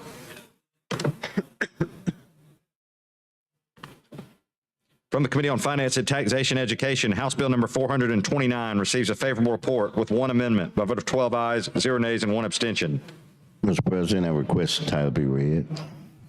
All right, Secretary, read the title.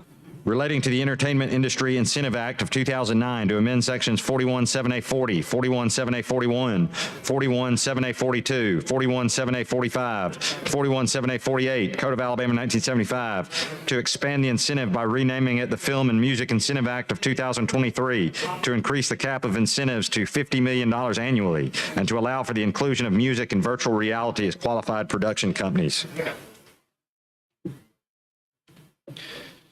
From the Committee on Finance and Taxation Education, House Bill number 375 receives a favorable report by vote of 11 ayes, 2 nays, and 1 abstention. Request the title be read, Mr. President. All right, Secretary, read the title. Relating to sales and use tax to amend section 4023-4 as amended by Acts 2022-199, 2022-291, 2022-293, and 22-373 of the 2022 regular session Code of Alabama 1975 to exempt the purchase of gun safes and gun safety devices from sales and use tax.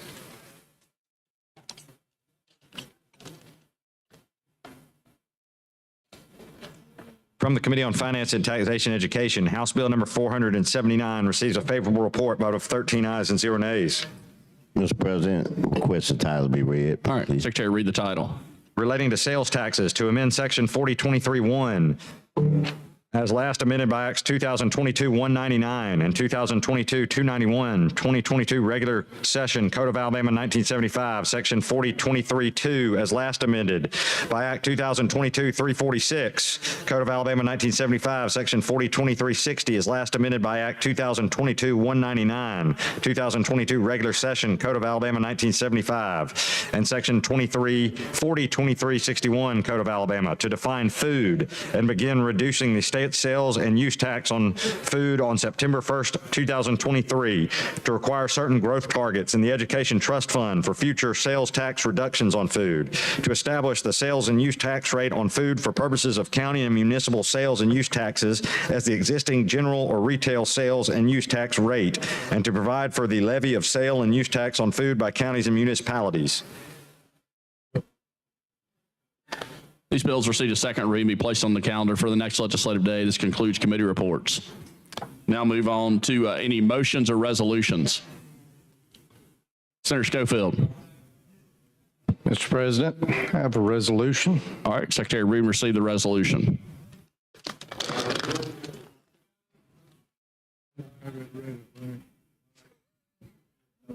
It's a good one.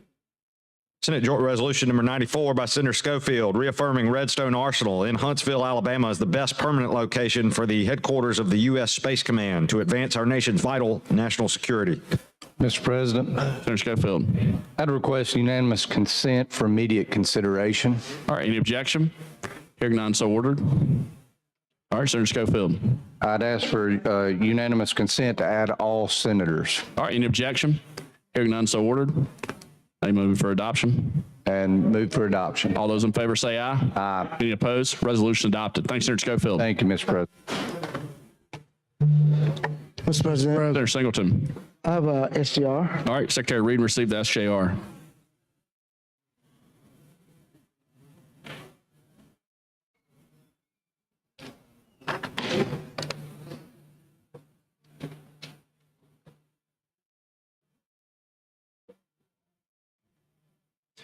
Senate Joint Resolution number 95 by Senator Singleton, creating the Mixed Spirit Beverage Task Force. Mr. President, Senator I Singleton. move for adoption, the amendment and move for immediate consideration. All right, any objection? Hearing none, so ordered. All those in favor say aye. Aye. Any opposed? Resolution is adopted. Thank Thanks, you. Senator Singleton. Mr. President, Yep, Senator Wagner. have some en masse resolutions from rules. Our Secretary Reed received the en masse resolutions from rules. From the Committee on Rules, House Joint Resolution 224 by Representative Shaver, commending the Cherokee County Rescue Service. Also, House Joint Resolution number 226, commending the Glenwood School baseball team. Also, House Joint Resolution number 227, commending Phi Beta Sigma Fraternity Incorporated and Zeta Phi Beta Sorority. Also, House Joint Resolution number 228, mourning the death of Pastor Dr. Harry L. Reeder III. Also, House Joint Resolution 233, commending Nyla Jackson. Also, House Joint Resolution number 234, recognizing the Navy SEAL Foundation New York City SEAL Swim. Also, House Joint Resolution number 238, commending Wetumpka High School varsity softball team. Also, House Joint Resolution number 244, commending Ryan Mosley, State Youth of the Year. Also, House Joint Resolution number 245, commending the Holtville High School varsity baseball team. Receives a favorable report. Mr. President, Senator Wagner. move adoption of the report from Committee on Rules. All right, all those in favor say aye. Aye. Any opposed? All right, resolutions are adopted. Thanks, Senator Wagner. Any other motions or resolutions? All right, now move on to Senator Wagner. Do you have any other motions or resolutions? All right, now go to local bills. Secretary, call the first local bill.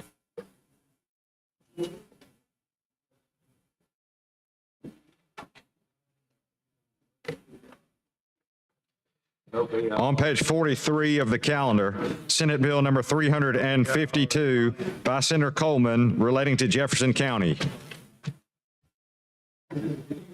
You want to do it when we going to do it? Mr. President, move for third reading, be dispensed with use of previous rule without objection. All right, any objection? Hearing none, so ordered. Strawbritton. Mr. Williams. 35 ayes, 0 nays. Senate Bill 352 passes. Secretary, call next local bill.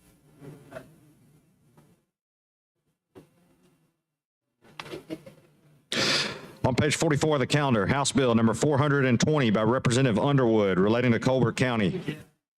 Mr. President, move for third reading, be dispensed with use of previous rule without objection. All right, any objection? Hearing none, so ordered. Strawbritton. Mr. Williams. 35 ayes, 0 nays. House Bill 420 passes. Secretary, call next local bill. On page 44 of the calendar, House Bill 411 by Representative Keel relating to Franklin County. Mr. President, move for third reading, be dispensed with use of previous rule without objection. All right, any objection? Hearing none, so ordered. Strawbritton. Mr. Williams. 35 ayes, 0 nays. House Bill 411 passes. Secretary, call next local bill. On page 44 of the calendar, House Bill number 477 by Representative Rim relating to Henry County. Mr. President, move for third reading, dispense with use of previous rule without objection. All right, any objection? Hold up. Got objection? You object? Mr. Albritton, Mr. Williams.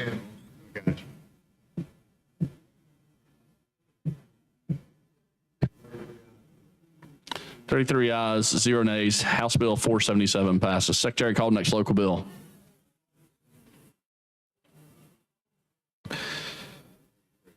On page 44 of the calendar, House Bill 449 by Representative Warren relating to Macon County.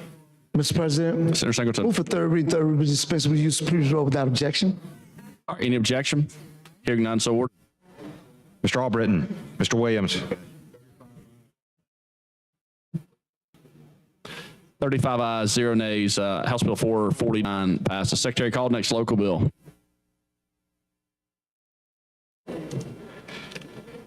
Page 44 of the calendar, House Bill number 463 by Representative McCampbell relating to Marengo County. Mr. President, move for Singleton. third reading, dispense with use of previous rule without objection. All right, any objection? Hearing none, so ordered. Mr. Albritton, Mr. Williams. 35 ayes, 0 nays. House Bill 463 passes. Secretary, call the next local bill.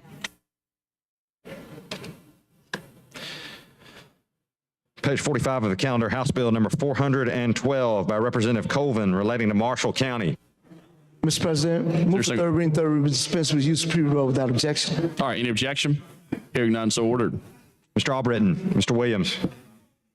35 ayes, 0 nays. House Bill 412 passes. Secretary, call the next local bill.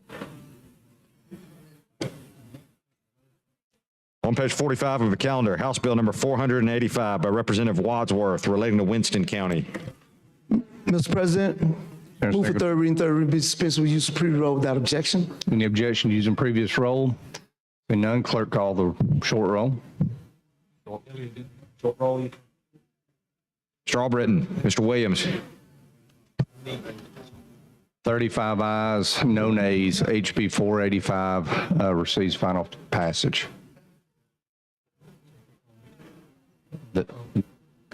That's it for local bills. Senator Wagner, President, have a report from the Committee on Rules. clerk receive and read the report.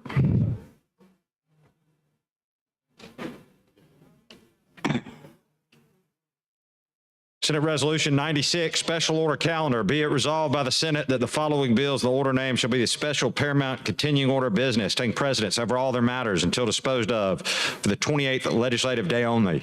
On page 25, House Bill 160 by Representative Faulkner. On page 23, House Bill 152 by Representative Treadaway relating to public institutions. On page 43, House Bill 6 by Representative Pascal relating to parental rights. On page 25, House Bill 77 by Representative Garrett relating to sales tax. On page 11, House Bill 37 by Representative Hill relating to crimes and offenses.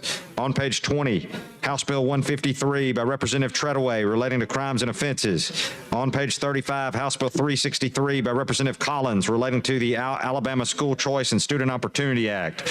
On page 45, House Bill 129 by Representative Pascal relating to funeral services. On page 20, House Bill 23 by Representative Brown relating to volunteer fire departments. On page 26, House Bill 110 by Representative Moore relating to the Physical Therapy Practice Act. Always got your back, Mike. On page 33, House Bill 348 by Representative Faulkner relating to the Uniform Commercial Code. On page 13, House Bill 76 by Representative Simpson relating to crimes and offenses. On page 30, House Bill 87 by Representative Moore relating to law enforcement. On page 45, House Bill 211 by Representative Rim relating to motor vehicle registration. On page 29, House Bill 320 relating to the sheriffs.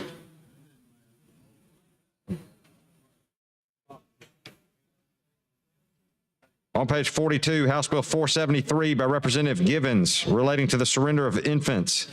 On page 41, House Bill 168 by Representative Underwood relating to public contracts. On page 29, House Bill 339 by Representative Pringle relating to elections.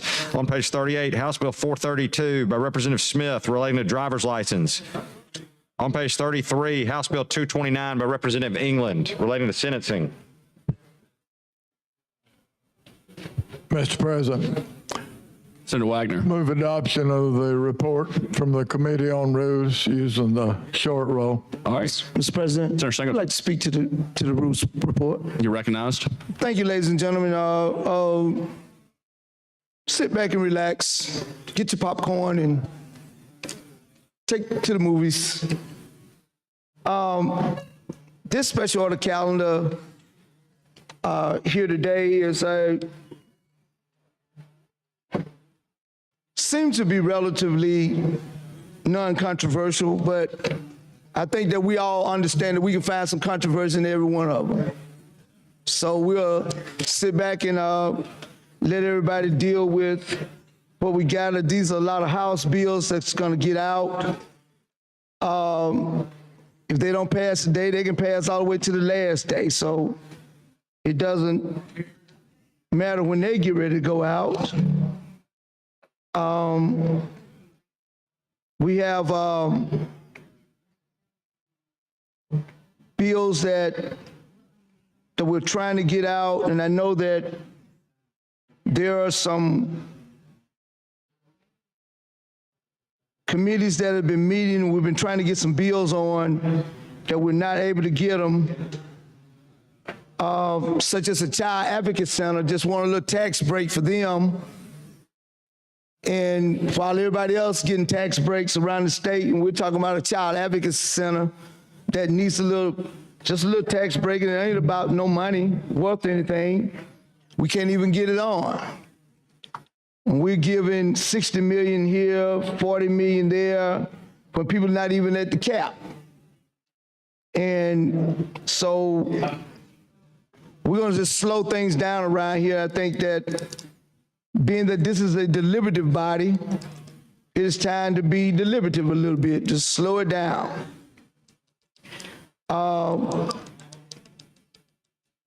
The National Foundation name changed to current to March Dimes, Public Institution of Higher Education, Employment of Reserve Campus Police Officers. Parental rights, that one could be kind of tricky right there. We're gonna talk about that bill a little while when it comes up. Sale tax threshold for state sale tax liability require monthly estimate payment increase. Crimes and offense created crimes of making terrorist threats in the first and second degree penalty. This seemed to be a good bill. 153, crimes and offenses created the crimes of electronic stalking in the first and second degree. I'm looking to hear about that in terms of how do we create a prima facie case from the electronic stalking, and I think that we need to do that because I think I've been stalked over the weekend about folks wanting me to support these bills. Then we get into Alabama school choice, another school choice, Student Opportunity Act. More money going from public children over to private and charter schools. I think in that bill, it really just kind of deals with the ability for the board to be able to set their standards as to whomever is going to be on their board and removing members from the State Board of Education. And if we're supposed to be still a public charter school or what have you, why are we moving people from the State Board of Education from this bill? And then plus in the bill, it allows for appointments to happen, whereas the minority leaders of the Senate and the minority leader of the House has an appointment, but that appointment has to go through someone. Got to go through the lieutenant, go through the speaker, got to get permission from them. That's the point who I want to appoint, and the pro tem, which makes no sense to me. Y'all little boys. You're a big boy us on this bill. We'll let you do it, but we'll let you do it through this means of doing it.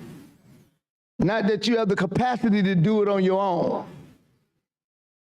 But we'll do it through this. So you're a big boy us on this one. So that bill we're gonna talk about in a little while. I have an amendment that we'll bring to at least allow us to be able to have our own appointment. We got a bill here related to funeral service. Volunteer fire departments. They can be able to purchase some kitchen equipment.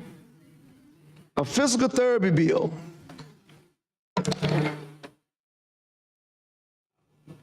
To give the board authority over certain physical therapy professionals licensed in other states. I guess we'll give a little reciprocity for those who may come across the line and do a little physical therapy work over here in Alabama. Crimes of offense, amended domestic violence statute to include additional family members that could be victims. I think it was a good bill. Law enforcement increased the time period during which an agency of the state or a political subdivision of the state must reimburse the agency of the state or training of a law enforcement officer, certified correctional officers, fire protection personnel, or firefighters. 211, motor vehicle registration, distinctive license plate for Veterans Award and Air Medal.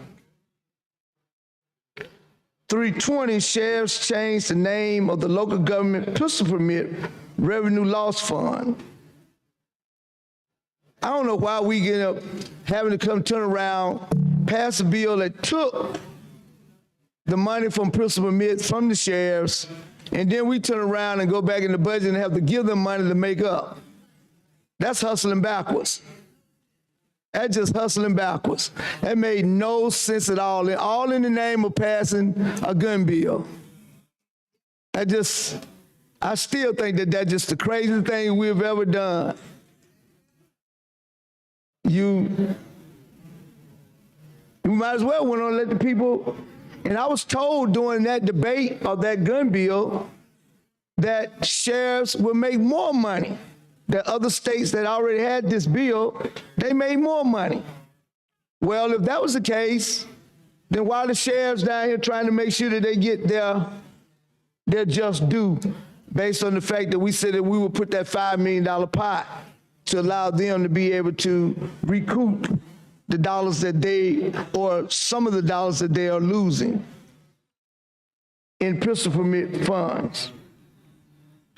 Sheriffs were able to do a lot of different things like buy radios, new weapons, a lot of other stuff with that.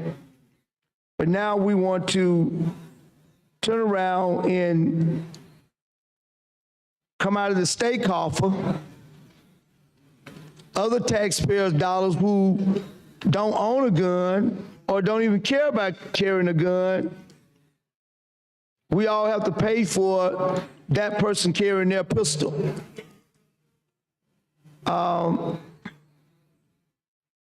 So we lost a lot of revenue there for sheriffs. So now we're gonna make it up. Then we're just gonna let them change the name. We have a bill here that deals with the surrender of infants, anonymous surrender of an infant to emergency medical services provider or hospital provided for installation and maintenance of baby safety devices provided for the Department of Public Health, authorized to adopt rules, certain affirmative defenses provided to parents, certain immunity from liability provided to emergency medical services provider. It's a good bill. I was out in the state of Texas over the weekend. I think I counted 6 Amber Alerts over the weekend that I was there. 6 different Amber Alerts of people adopting kids, and which is sad that they You know, I think, you know, they getting these good kids because if they got Ray Ray and JoJo, they're going to have a fight on their hand, man. So, I don't know what kids they out there adopting. But that is sad that someone, you know, and usually that is someone who's, you know, in some kind of domestic affair that someone want to take the child, or, you know, and sometimes you just got perverts out there who take your children. But when you look at those divorces or domestic situations, someone taking the child away, and it becomes an Amber Alert because the custodial parent has the right to be able to say that the other parent took their child when they are not the custodial parent. And it becomes an Amber Alert when that child is missing. And so that was just something that, you know, I think I was trying to sleep and the phone was going off, just buzzing in the middle of the night. And a child had been adopted. I think the first one, there was like 3 kids that they had taken. And I think one other child was taken from a mall or such. And that's why whenever I'm with my babies, I have all of my eyes on them. If they go to the bathroom in a public place, I'm standing outside the door waiting on them. If we're shopping, we're all on the same aisle where I can see them. You don't get to run off from me and say, Daddy, I'm going over here to look at this. No, we're going to go over there together. Because somebody's always watching and stalking and looking for that opportunity. And as a father, I don't plan on giving them that opportunity to take mine. And so I'm going to watch them as they go in, come out. We're going to go in together, and I'm going to give them their instructions as we going into the store, what we're going to do and what we're not going to do. And so we can be safe, and we can go in and we can get out. And it doesn't matter whether it's the neighborhood grocery store or whether it's somewhere in the mall or we're in another city. It's the same rule. Because just as well as you get relaxed by your local neighbor, it could be that person who take them.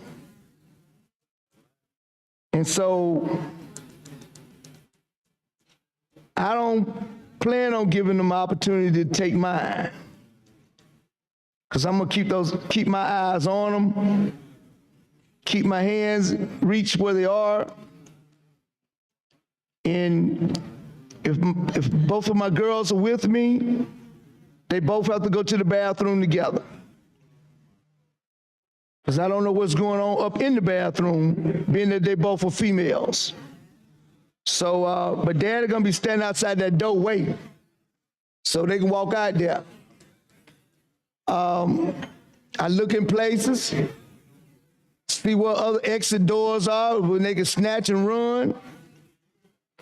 That is not gonna happen. So these Amber Alerts are real.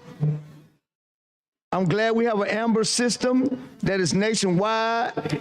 It helps catch some of these people who adopt other people's children.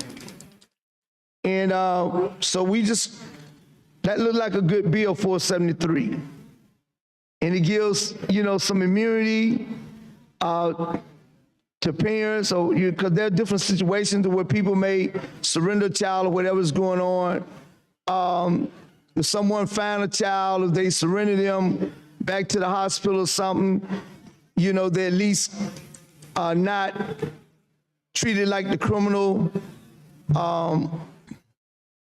And then we go down to public contracts, competitive bidding requirement, the threshold of dollar amount.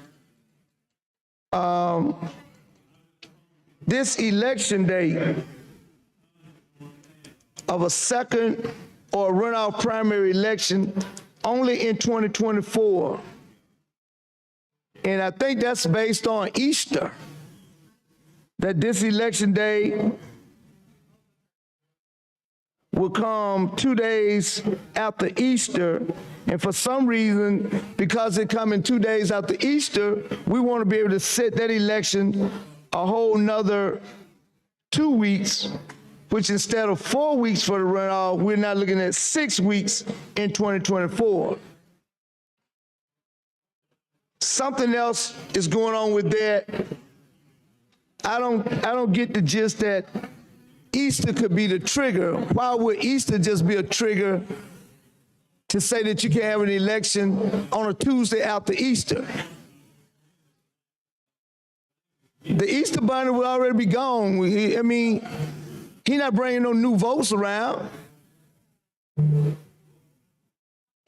I mean, I don't understand this. What's the big deal? I remember having a special election in a city. It was on Valentine's Day. It was a special election, and they set it on Valentine's Day. People weren't being more thinking about voting. They were delivering balloons and cards, you know, the whole 9 yards, man. We were having a city election on Valentine's Day, which was amazing. And the court said it that day. I was like, why are we sending a special election on Valentine's Day? So the voter turnout was very low, to the least. Already special elections are low anyway. And this was a low special election. You know, about 4 people voted probably. No, more people voted than that, but you know, we had to work really hard to get past that whole Valentine's Day thing. Because it was like trying to get people to go to the poll, people trying to get back to home from work, to get their Valentine groove on, deliver their balloons, their cards, setting up for dinner, going out to the movies for dinner and all. They weren't thinking about going to voting. So I'm interested to understand whoever's handling this bill for Representative Pringle. I see he signed that on that one by himself. What's up with this whole Easter Day? And we'll talk about that one for a while when we get to it. I'm just not gonna let that one get through too easy. Cause something about that, something we're missing. Something we're missing.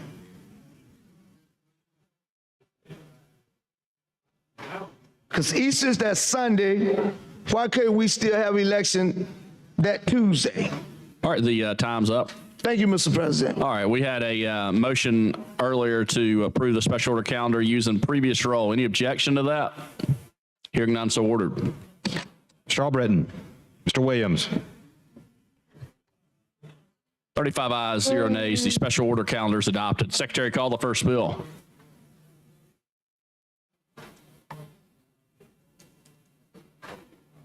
on page 25 of the calendar, House Bill number 160 by Representative Faulkner relating to taxation and revenue. Mr. President, Senator Wagner. move adoption of the BIR using the short. BR is gone. BR is gone. Fine.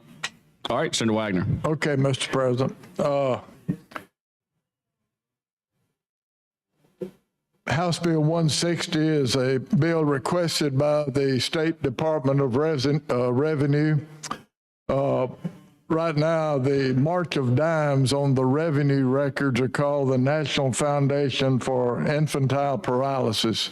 And this is simply a name change from that name to the March of Dimes. And with that, Mr. President, I move third reading at length be dispensed with, and passage of House Bill 160. All right, would you like to use previous roll, Senator Wagner? Previous roll. All right, any objection? All right, hearing none, so ordered. Mr. Albritton, Mr. Williams, 35 ayes, 0 nays. House Bill 160 passes. Secretary, call the next bill.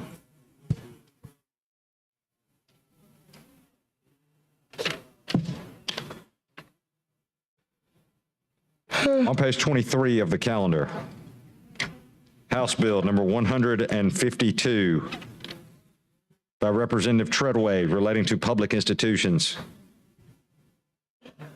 Mr. President, Senator Bell. motion for third reading, final passage of Bill 132, which allows public institutions of higher education to have reserve police officers and use previous role, no objection. All right. Mr. President, Senator Singleton. could you give us a little bit more about that, just to have them to reserve? Are those officers gonna have to be A-post certified? Because most of these schools are A-post certified officers. Give me a little bit more than that. Since I ain't got no BR, I got to have a little bit more than that on these explanations of these bills. Yes, sir. This bill allows basically what sheriff's departments and local law enforcement already have. And this allows institutions of higher education like Montevallo, Jeff State, and those that have their own police force that are the same rules and everything under, just like A-Post, allows them to have the same thing, except have reserve police officers they can bring in, just like like all your sheriff's departments do. Same, to train them, to get them on in the force and get them educated and go through there. Thank you. All right, Senator Bell, is this your first bill? No, sir. Okay, I didn't know if Senator Singleton was showing you empathy. So, all right. And I think your motion was final passage, HB 152, using previous role. Role, no objection. All right, any objection? Hearing none, so ordered. Mr. Albritton, Mr. Williams. 35 ayes, 0 nays. House Bill 152 passes. Thanks, Senator Bell. I thought you were going to have empathy on me. Yeah. Secretary, call the next bill. On page 43 of the calendar, Good job. House Bill number 6 by Representative Pascal relating to parental rights. Mr. President, Senator Albritton. this bill particularly does nothing but codify parental rights as being fundamental. It's the law standing now in case law. That's the explanation. I'd entertain any questions. If there's no questions, I'd move for final passage using previous role. Yeah. Senator Singleton. When I look at this bill, I was looking for the why of this bill. The why is so that we can take the case law, which is, of course, governing through the courts, and putting it into the codification of the statute, so that we have the statute there, so that when judges or whatever change the law, we will have it codified in solid form. You were not in judiciary this morning, were you? No, I was not. Yeah. You know, that was a little bill that came through judiciary this morning, just wanted to codify what the court is already doing. Exactly. Get some clarity on why it's up to age 2021. That bill died simply because some of our members say that in their jurisdictions, YO may be 20 years of age, and by the time you're the 21st, then you're void. But the Supreme Court and statutes already set law to say it's 21 years of age. And the gentleman was just trying to codify it and bring it all together as you are doing here, so that when people go in practice, they at least know what the law is. It's all codified. Exactly. And that way it doesn't leave a lot of interpretations, from one court to the next court. Exactly. And so I think that's what the gentleman was trying to do this morning on YO, was just make sure that if you practice from one jurisdiction to the next, it's the same, and not that you have to go run around here, you're 20 years old, and you might tell a family, because you just did one over here at 21, then you go from Hale County to Perry County, then the next is 20 years of age, and in terms of that discretion of the judge, it's just crazy. So at least there's a codification, and thank you for that. I just didn't understand why. I didn't see a reason for it, but that's fine. We believe it strengthens the law and puts it in the black letter law that we need and have. Thank you, sir. With that, I renew the motion for final passage using previous role. All right, any objection? Hearing none, so ordered. Mr. Albritton, Mr. Williams. 35 ayes, 0 nays. House Bill 6 passes. Thanks, Senator Albritton. Secretary, call next bill. On page 25 of the calendar, House Bill number 77 by Representative Garrett relating to sales tax. Mr. President? Senator Gudger. Thank you. Move for final passage of HB 77. Would you give me a little bit more? Yeah. Just trying. All right. Yeah. Senator Smotherman. What did Bill do? I like that. I'm glad you asked me. What did You Bill don't like this bill, Senator Smotherman. Uh-oh. This might be the best bill we've done in a while. This is, first of all, revenue neutral. That's a third that's got us there. That's part of it, We right? moving on down the road. Next is a second, this is part of a small business package that we did. In 2021, we moved the threshold for calculations for small businesses from $2,500 to $5,000 for pre-calculated sales tax. So what this bill does is it provides relief for over 3,100 small businesses by eliminating the unnecessary prepayment of taxes that are yet collected. And then it's, like I said, revenue neutral, but this legislation will reduce the number of small business taxpayers required to remit monthly estimated payments for the state sales tax. A prepayment of taxes not yet collected by increasing the average monthly sales tax threshold for required estimated payments. So what you're doing is you're helping over 3,100 small businesses throughout the state be able to keep some of their money for a longer period of time instead of having to do prepayment into the state. All right, now what's going to happen to the people who got the money on the old system? Now with this new system, they won't get the money because the company is not paying the money, like the cities and like garbage pickup, like police, like fire, like rescue. What's going to happen to that if they depending on this money? They're not. Now what's going to happen to them? It all goes back in the wash because they still pay their sales tax, so it still goes in those same places. We're not changing the flow of the money except for that first month. And in the end, the fiscal note says at the last thing, this reduction will be offset by the eventual collection of all actual sales tax receipts. So there's a fiscal note of zero. So everything keeps flowing the way that it's flowing now to the cities and to the counties, just like it is now, except for that first month. It's going to change the process. Why wouldn't we phase this in? I mean, because, you think about it now, we just like us, take us, okay, we've set the budget. We set the budget, and the budget is on estimated revenue. Mm-hmm. Now, I know that ain't the case with us now. So we got so many parking lots that hey, they full, but the cars busting at the seams. And I ain't really talking about cars, I'm talking about money. We done park money in so many different places. We done forgot some of the code. You know how you have your phone, you have a code on and you forget it? Yeah. We done forgot the code where we done parked the money. Now, we ain't forgot where it is, we done got the code. We can't even get in there to get it. Yeah. So why don't we phase this in gradually? We went from 2,500 to 5,000. Why we didn't phase it in? So like the first year, you go from 2,500 to 3,500. Next year, you go from 3,500 to 4,500. Then next year, 5,000. Why we didn't do that? I mean, I don't have my phone with me, but you've got, say, 467 cities approximately, 67 counties that would be transferring a lot of this money. There's a countless amount of small businesses, 3,100, and the total that we're talking about estimated is $15.2 million for the state. But you divide all of that up, it's so minuscule to change it and phase that in that it wouldn't be worth changing it over and over and over again.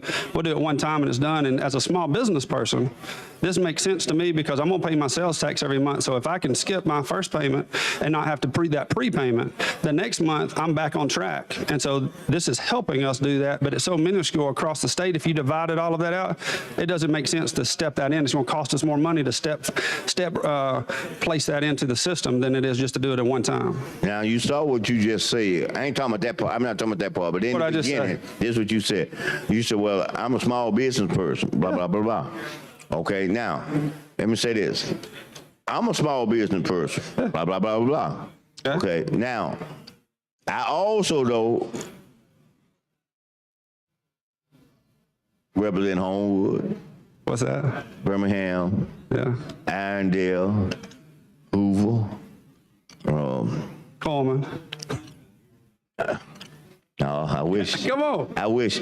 No, my point I'm making is that see, we wear dual hats.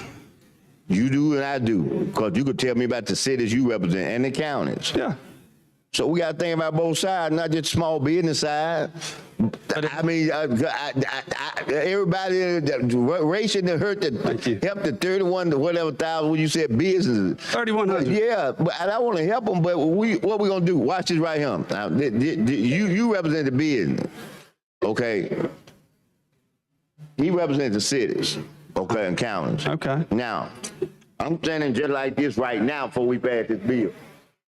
County, I'm gonna help where I can help with the bid. Now, we're saying, because we up here, so I ain't saying you, we.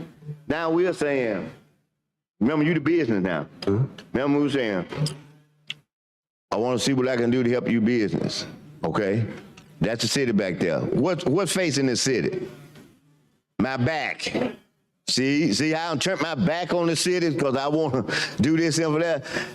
How we gonna do this and not turn our back on the city? Yeah, I'm just trying to find out how are we gonna do it. I'm not even saying we should or should anything, but how can we do this? I'm asking for a solution. How can we do what you want and not cause a wait a minute, catastrophic? Now, I've been wanting to say that word. A catastrophic financial disaster for the cities and the county when they won't get the money. You know, most of them budget that tight. I know you know that, but most of them medium sized and small in particular, that tight, and any little.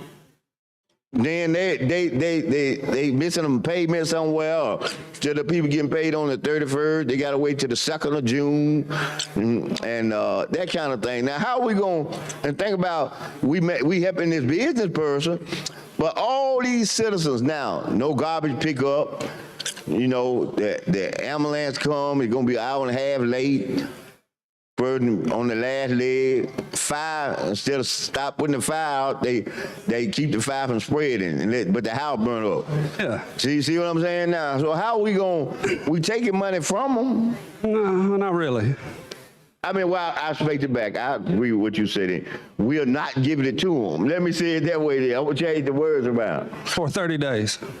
Yeah, you know, you know what can happen. You do know what can happen in 30 days in this world. It could be gone. As an ex-city councilman, right? Okay. So Now, I'm let gonna me look be at the expert now I'm on gonna that take one. that hat and put that Okay. small business office, city council. And that came, I'm gonna move back so you can see it. There you go, so we can see the city over there. Okay. So you're looking at your taxes coming in. Obviously, the state is a sales tax based state, right? And how we get most of our taxes in is obviously sales tax. Where does that come from? It comes from small businesses. So we're helping the root of the people that's giving us the money for our budgets. And so you're saying you're not really turning your back on them, but you're holding that up to help the small businesses so they can produce more and do better. So then it goes to the cities and counties within that next 30 days where you're helping the 3,100 businesses that are producing those budgets for the counties and for the cities and picking up the garbage and the fire and the police and the sanitation and Cut weeds. and the HR. What's that? Cut the weeds. Cut the weeds, all of it, put the flowers out, make everything pretty, the festivals. And so by helping the small businesses, we're actually ending up making the cities and counties grow. And so HB 77, which I know you've got to be in favor of because you love small businesses and everybody in the city and counties, this is a good piece of legislation. No, I didn't say it wasn't good. I want to correct everybody in here. Yeah. No, I think it's good.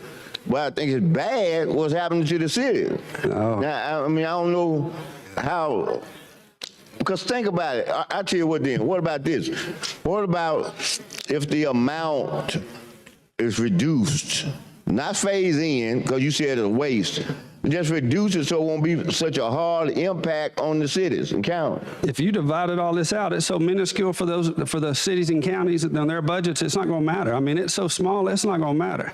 This is what I would think. Let's talk about coaching. Let's go to Okay. All right, so we're going to coach basketball. You have your girls run dead men every day, back and forth, up and down. Boys now. Boys. Hey, you had your granddaughter, too, you coached for a while, didn't you? Yeah, I coached girls for 25 years. Yeah, so you had them, getting them in shape, right? So when they get on that line at the end of practice, they're worn out, they don't want to run, you make them run, because you know at the end of that fourth quarter, they're going to need that extra oomph to get it going, right? That's right. So in that next game, in the fourth quarter, you got 30 seconds left, and they got to get down the court to play defense before that other offense comes out there and puts up a layup. You pushed them and hurt them just a little bit on that front side so they can do better in the game. Well, that's what we're doing with these small businesses. We're going to hold back those city and counties for 30 days so they can produce more for their budgets to increase in 30 days. And so you might impact them a little bit on that front end, but on that back end, it's going to be better for everybody, including the small businesses. Now, let me say this now. I like what you said, Okay? But what you just said earlier, you said that let me put on my city council hat. Right. Then you start talking about the business. But it helps See, the poor helps cities, cities. they It helps getting everybody. lost. They're getting lost in this debate, not debate, but conversation. Getting lost in it because we keep coming back to the business. You know, we keep getting back there. You know, It's amazing because no matter if I go small business, cities, counties, businesses, the budgets, this is such a win-win for all of them. I don't see how you're going to be against it in the end, Senator Smitherman. This is good. well, yeah, let me say this to you. I'm not necessarily against it.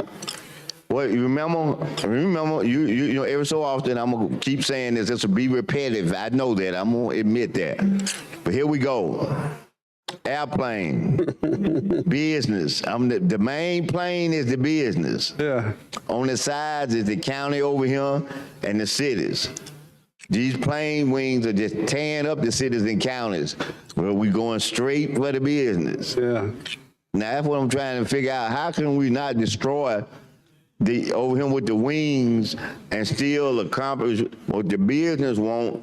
And let's drive it down there. And let me say this to you. I could be wrong. Okay. And I admit, you know, maybe a little error in there of 3% or something like that. Okay.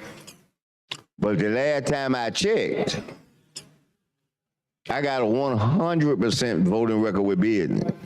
100. Yeah. So you can see it's about caring about the cities. It's not that I don't support the business. I mean, my voting record speaks for itself. See what I mean? I know I do. Don't put that record down to but 99 today. I can't forget them neither, though. You see what I mean? I can't forget them. You don't want it to go down to 99 record today by not helping this. Let me tell you why. Right, this was in 2022 legislative session. This was part of the Small Business Relief and Revitalization Act that provided the tax relief for the Alabama taxpayers, right, the people, and the small businesses anyway. But you know how I can stay at 100? You know how I really can stay at 100? Vote for this bill? We just don't vote for it. Don't vote for it. Not at all. You carry it over. I'll stay at 100. No way. The city won't be hurt. You see, so it's two advantages to not vote for it and one to vote. The one is for what you just said. The two is for what I just said. For them, and then for the record. I stay at 100%. 100. It can only get better from here as we only You said only can get better from here. Only get better from here. I'm telling you. This is good. Well, I will be more than happy to listen, but I'd like to go ahead and pass this bill because I think it's the right thing to do if that's possible. So having said that, unless we have more discussion, obviously I'll be more happy to listen. But if not, I'd love to make a final motion for HB 77 using previous rule without objection. We gonna get there. Okay. I promise you that we'll get there. Okay. Tonight. Not tomorrow, but tonight. All right. So that's before midnight. We're gonna get there. We're gonna get there. How about 5:29?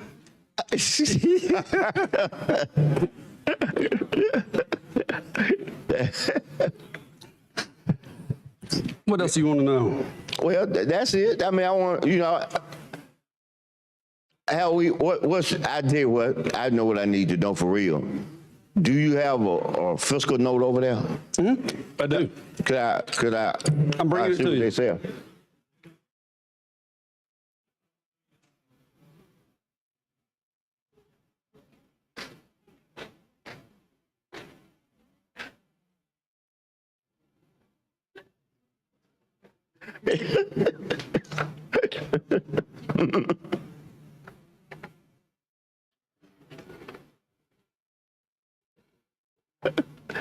Let me see what it says on here. Read away.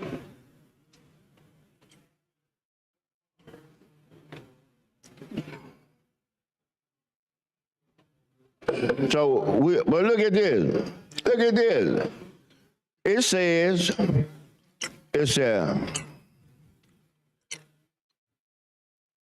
the first, another, that. Okay, what about this? We got 3,100.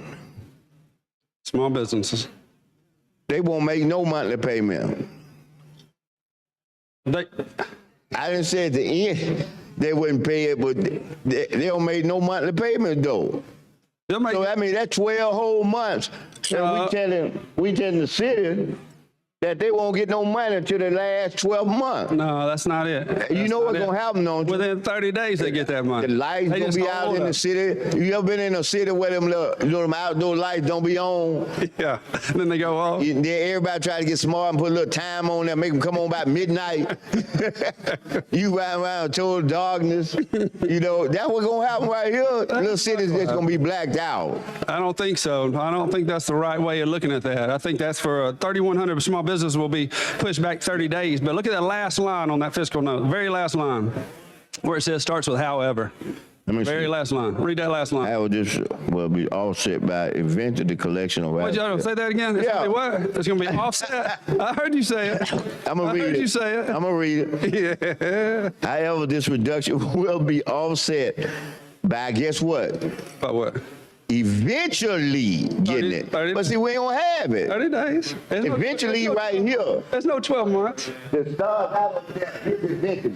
Now I'm going to have to travel all the way down this till I get here before I get the money. The lights gonna be out, the mic gonna be off, we don't have no electricity. Nobody's picking up trash. Police aren't coming up. Yeah, you give them the worst extreme on that one. Weeds going about that high. Worst extreme. You come out on the road, you can't even see what car coming because the weeds so high, you pull out in the road.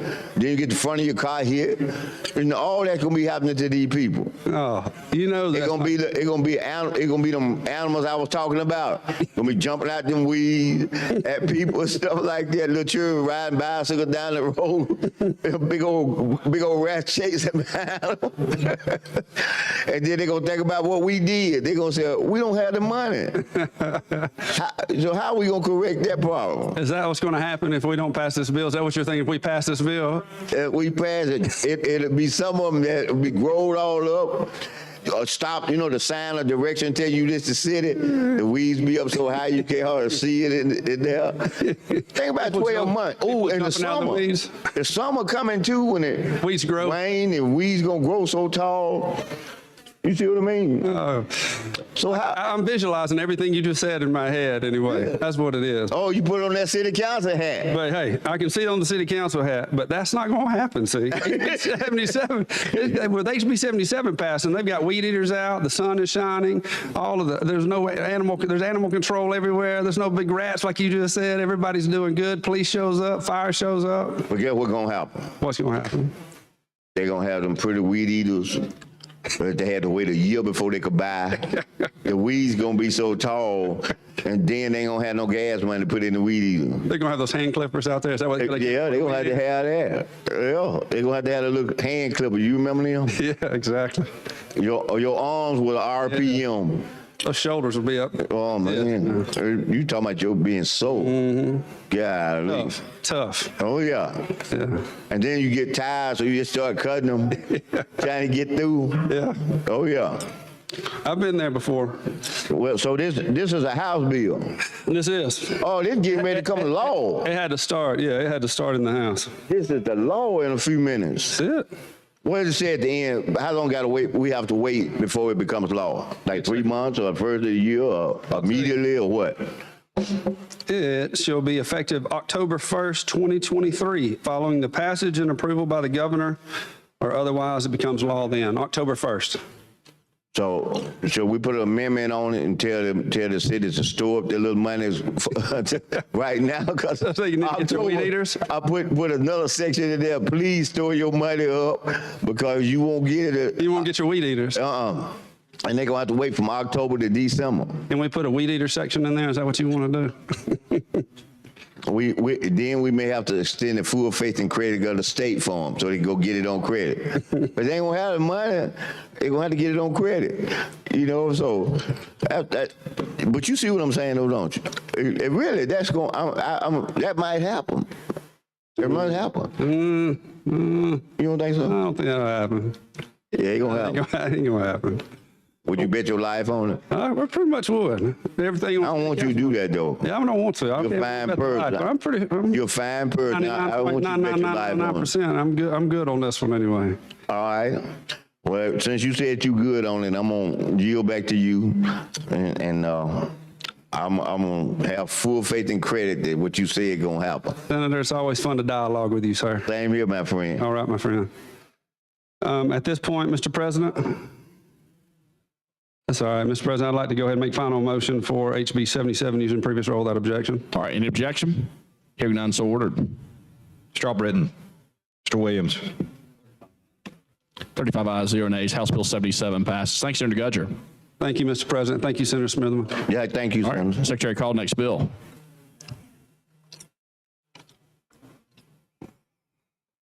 Do we have any page? On page 11 of the calendar, House Bill number 37 by Representative Hill relating to crimes and offenses. All right, Senator Barfoot. Thank you, Mr. President. HB 37 deals with terrorist threats. Currently, terrorist threats is codified. This simply creates a terrorist threat second, which would be a new crime. That's terrorist threat second would not require, as the terrorist threat one does, the evacuation of real property or a disruption in school or church. It would simply be an avenue that if somebody made a credible threat to commit a crime of violence against another person or damage any property by using a bomb, explosive, or weapon of mass destruction, firearm or deadly weapon, officers could charge that individual without the necessity of an evacuation or disruption at a school or church or governmental entity. See my colleague across the way, be glad to try to answer any questions. This is one that came through Judge Hill's, Representative Hill's bill came through judiciary. So be glad to try to answer All right, questions. Senator Smithman. Thank you.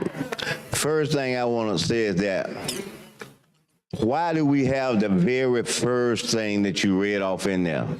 Now, before you answer that, let me say this to you. So you can, I need to say this for you to appreciate our dialogue, okay? I'm not saying you won't, but I'm gonna say this to you.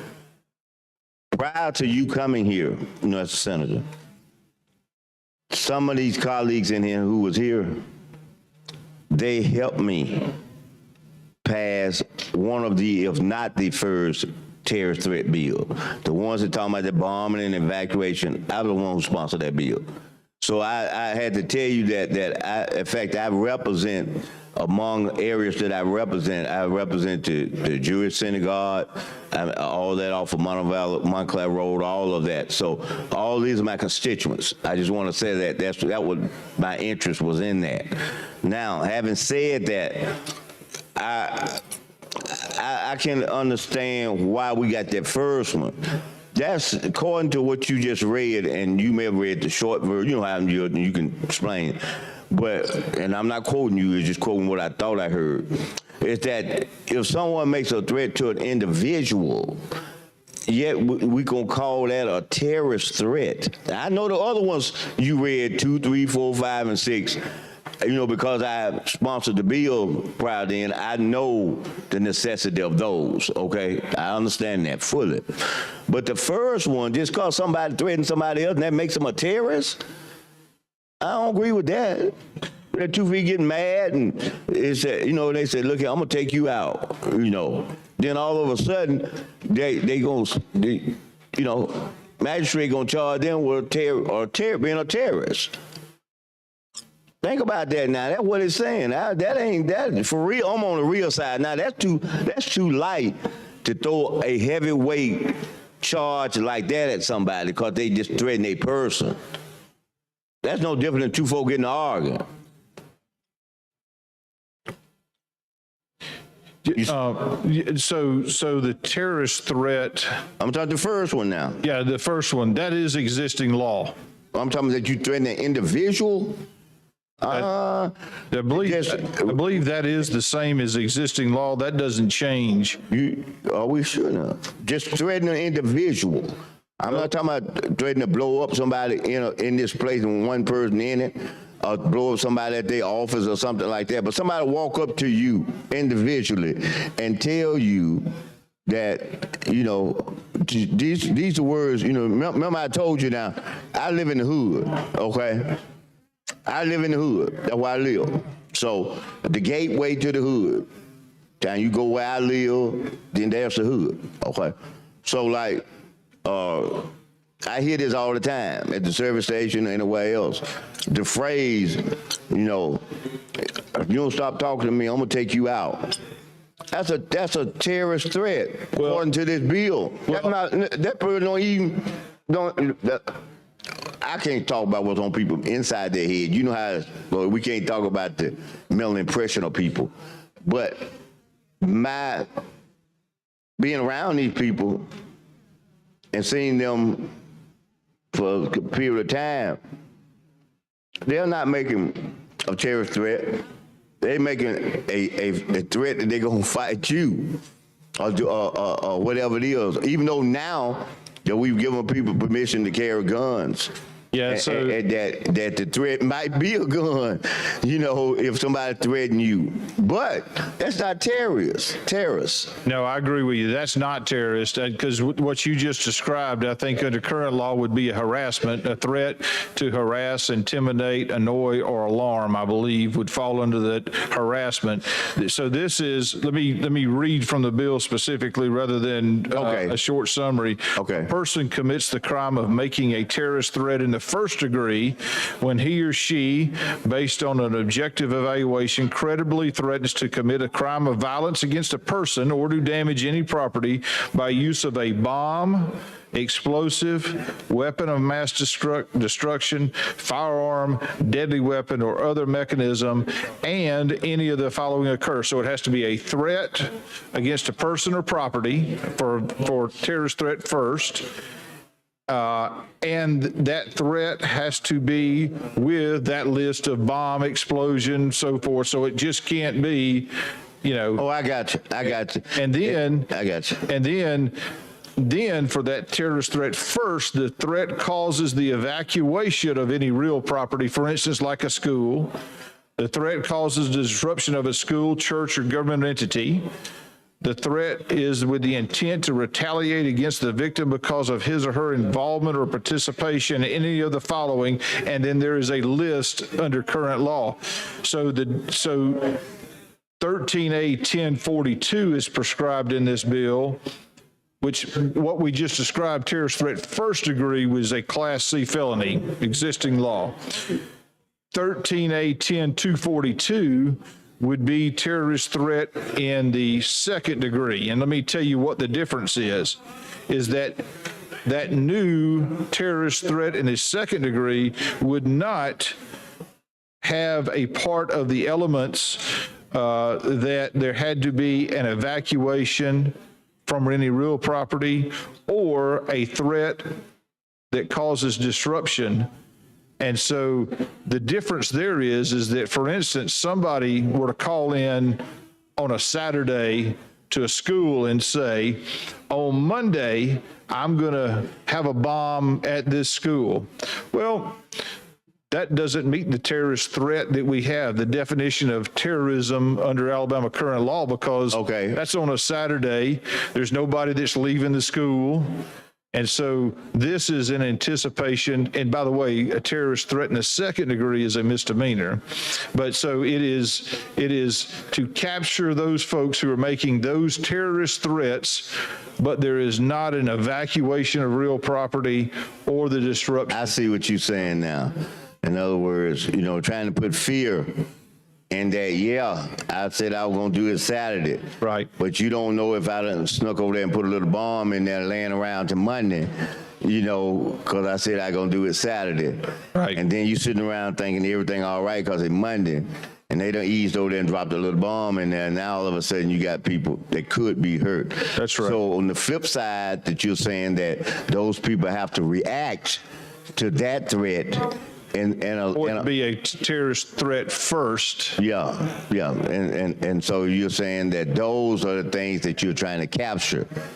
in this particular bill here. Right, that's correct. You know, you've seen it in federal courthouses. Of course, federal statute would, I'm sure, kick in under that, where people are being evacuated. But think about it over the weekend. If you had a courthouse and somebody made a phone call and said, hey, you know, on Monday, I'm going to do this. Well, they send a bomb squad down there, they go through and there's nothing there. Or on a Saturday, I've done this and there's nobody there to evacuate. You couldn't prosecute the person under current law for a terrorist threat first degree because there was no evacuation or there was no disruption of that government activity because it's a weekend, nobody was there. So this is to kind of clear that up of some things that have gone on that don't meet the technical or the definition of what we have in current law. Well, I'm going to tell you that Judge Hill has done an outstanding job. Not just this, he's done an outstanding job this session on several pieces of legislation that I've been, you know, supportive of, and you know, we're fortunate to have him downstairs. All those years on the bench gave him some practical application of what we do here means in a courtroom. Yeah, that's true. And I've had a chance to practice before him. You know, so I know he on top of it. I've had a chance to practice a couple of times in front of him, so I know he good. That's what I'm saying. You know, we as lawyers know when a judge is good, you know, and he's good. I just tell you that. Well, all right. Well, I'm turning it back over to you, you know, and you know, let you keep rock and roll with it. Go right on. Thanks, Senator. Yes, sir. Mr. President, with that, I'd move for final passage of HB 37 using previous role. Any objection? Hearing none, so ordered. Strawbridge. Mr. Williams. 35 ayes, no nays. HB 37 is adopted. Secretary, call the next bill in the special order calendar. On page 20 of the calendar, House Bill number 153 by Representative Treadaway relating to crimes and offenses. Senator Shelnut. Mr. President, thank you. HB 153, it updates the stalking law. The reason for this law came about, a detective in my area ran into a case where a lady had an electronic tracking device placed on her car and she didn't know it, and the guy was following around, showing it up at all kind of locations, and he couldn't get a warrant to do anything about it. What it does, a person who, without the consent of an owner, places any electronic tracking device on the property of another person with the intent to surveil, stalk, or harass, or any other unlawful purpose, is guilty of the crime of electronic stalking in the first degree. Seeing no questions, move for final passage of HB 153 using previous role. Any objection? Hearing none, so ordered. Strawbridge. Mr. Williams. 35 ayes, no nays. HB 153 receives its third reading. Secretary, call the next bill in the special order calendar.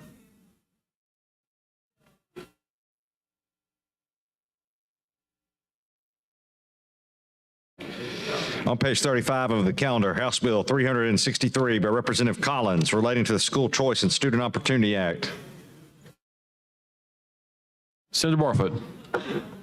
Mr. President, thank you. HB 363 is some improvements to the existing charter school law. I think there's going to be a potential amendment coming from one of my colleagues, so I'd like an opportunity to kind of talk about this a little while we wait on that potential amendment. Is he working on it now? I believe he is. Okay. That's my understanding. Okay. I'm not sure what the amendment does yet, so Senator Singleton has that. So he's working on it now? I think so. So if I could, Do you want to carry it over, call it chair? I mean, you know, that's up to you now. I mean, I was just saying you can bring it right back.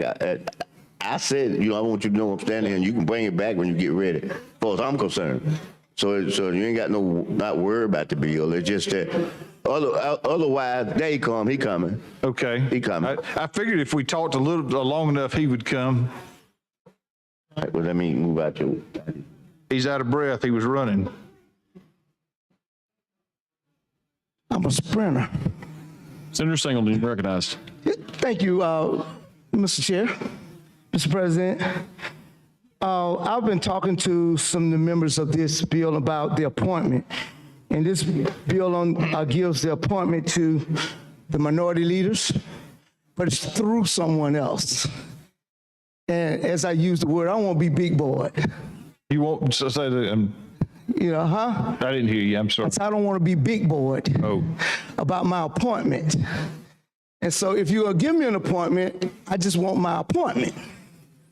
And so what all this does is shall appoint 3 members of the commission commencing to the effective date of the adding this paragraph. 1 additional member should be appointed by the minority leader of the Senate, and 1 additional member should be appointed by the minority leader of the House of Representatives for 4-year terms of the office and provide for subdivision 6. It just allows us to have clear instruction on that we do have that appointment. I think I'm gonna be okay with, can I have a copy of that? Have you got an extra copy? And let's take some time to look at that.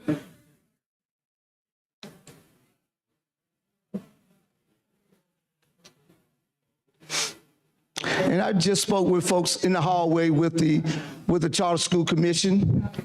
They asked me, was I going to have an obstructionist? But obviously, you know, they must feel threatened about something, but that's not my intent. So obviously they feel threatened about something. Well, I don't think that. I think, so and I guess I got to read it in, but shall appoint 3 members to the commission. That kind of threw me off a little bit because it, 220. because your amendment basically adds an appointment by the minority leader of the House and minority leader of the Senate. And they're already in the original bill. But what is that? Shall appoint 3 members to the commission? That must have just been that must have been the. That's the other language that's always, yeah. Okay, so that was where I got confused because there was 3 referenced there, but then only 2 appointments. So Right. with that being said, That's just the language. I'll let you. Yeah, I'm going to offer it. Yeah, have another copy.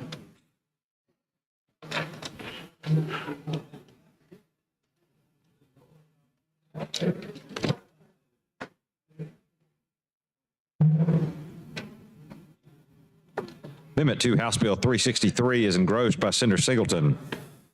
Replace lines 223 through 228 on pages 8 and 9 with the following. Do I hear a motion? Amendment fits. Senator Singleton. Mr. President, move for the adoption of the amendment. Use of previous rule without objection. Any objection? Hearing none, so ordered. Strawbridden. Mr. Williams. 35 ayes, no nays. The amendment's adopted. Thank you. We've worked together so well this session. I'm going to start expecting a lunch from the minority caucus like Senator Jones gets. Hey, it works. It works. Before you move this, Senator Smitherman wanted to come back. He had a couple of questions. Okay, sure. We'll just hold on till he get back to ask his question that he wanted Sure. to get. I'll be glad to kind of talk about the bill until he gets here. This is, and I probably should wait and remind him of this when he gets back on the floor. The Senate bill, the version of that came through education policy, and I think Senator Smitherman was actually the first to give it a favorable report out of committee. And the engrossed version, the House engrossed version that we're on now, was identical to the Senate version. We waited to file the Senate version until we had until the House version had come out, and we'd made those changes and amendments that I think got everybody comfortable with what the goal that we were trying to accomplish. So I will say this, that of vast importance to me and the folks in Montgomery County, we have the only 3 conversion charter schools in the state.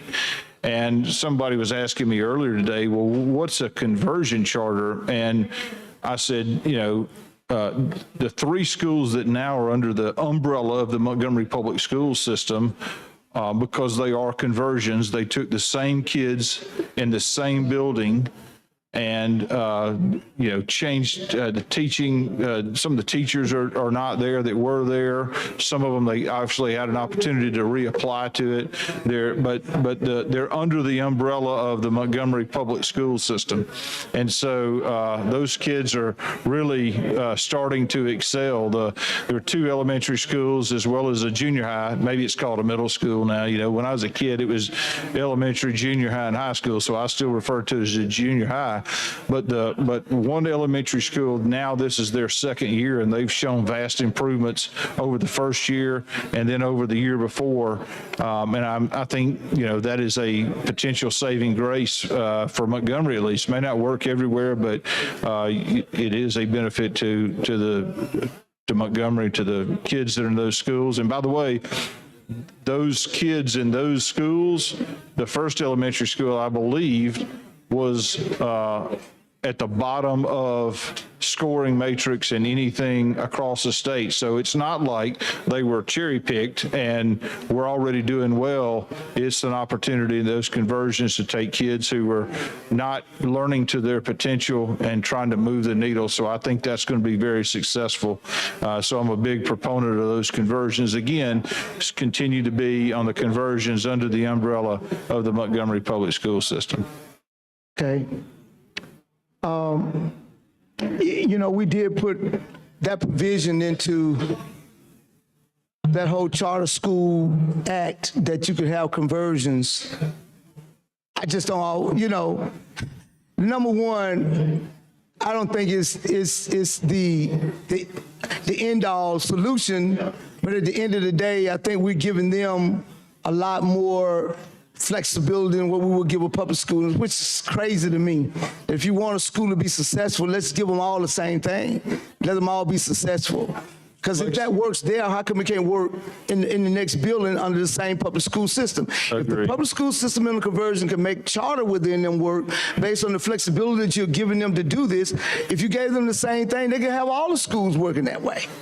And that's what kind of confuses me here. Yeah, the one-size-fits-all mentality, I think we really, regardless of what it is, in the context of schools, I think we really do have to look at that, right? Because kids learn differently. So I don't think a one-size-fits-all approach is the best approach. And it does, these conversion charters certainly have some flexibility, and I think you'll start to see some great results from those conversions. And you should see results when you give a teacher the ability to be creative, and a teacher, because what we do is we stifle creativity in public schools because they got to teach on a 9-week based on assessment. Kids pass or don't pass, school fail or not fail. It takes away the creativity of a teacher to be able to say that little Bobby needs to get this by said time, and I could pull him over here and get this done, and not stop Jane, Susie, and Jill from learning and moving on forward. But now I got to move everybody in a 9 weeks period of time, and you're going to get somebody failing. So something is wrong with that whole concept to me. I don't see why the state board is not pushing that, or Superintendent's Association, AEA, all these folks who swear they're for children, but they're really for their associations and all, getting their dues and all, but the children get left out in the meantimes. And so that's why I have to stand here and fight for children, the people who don't have a voice.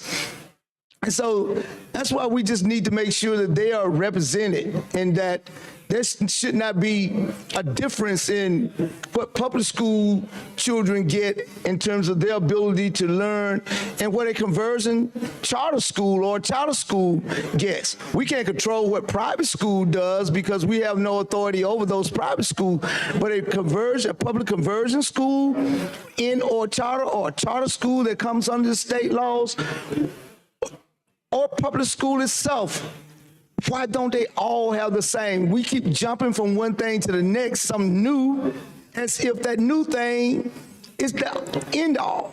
It is not all the time, because usually it's leaving somebody else behind.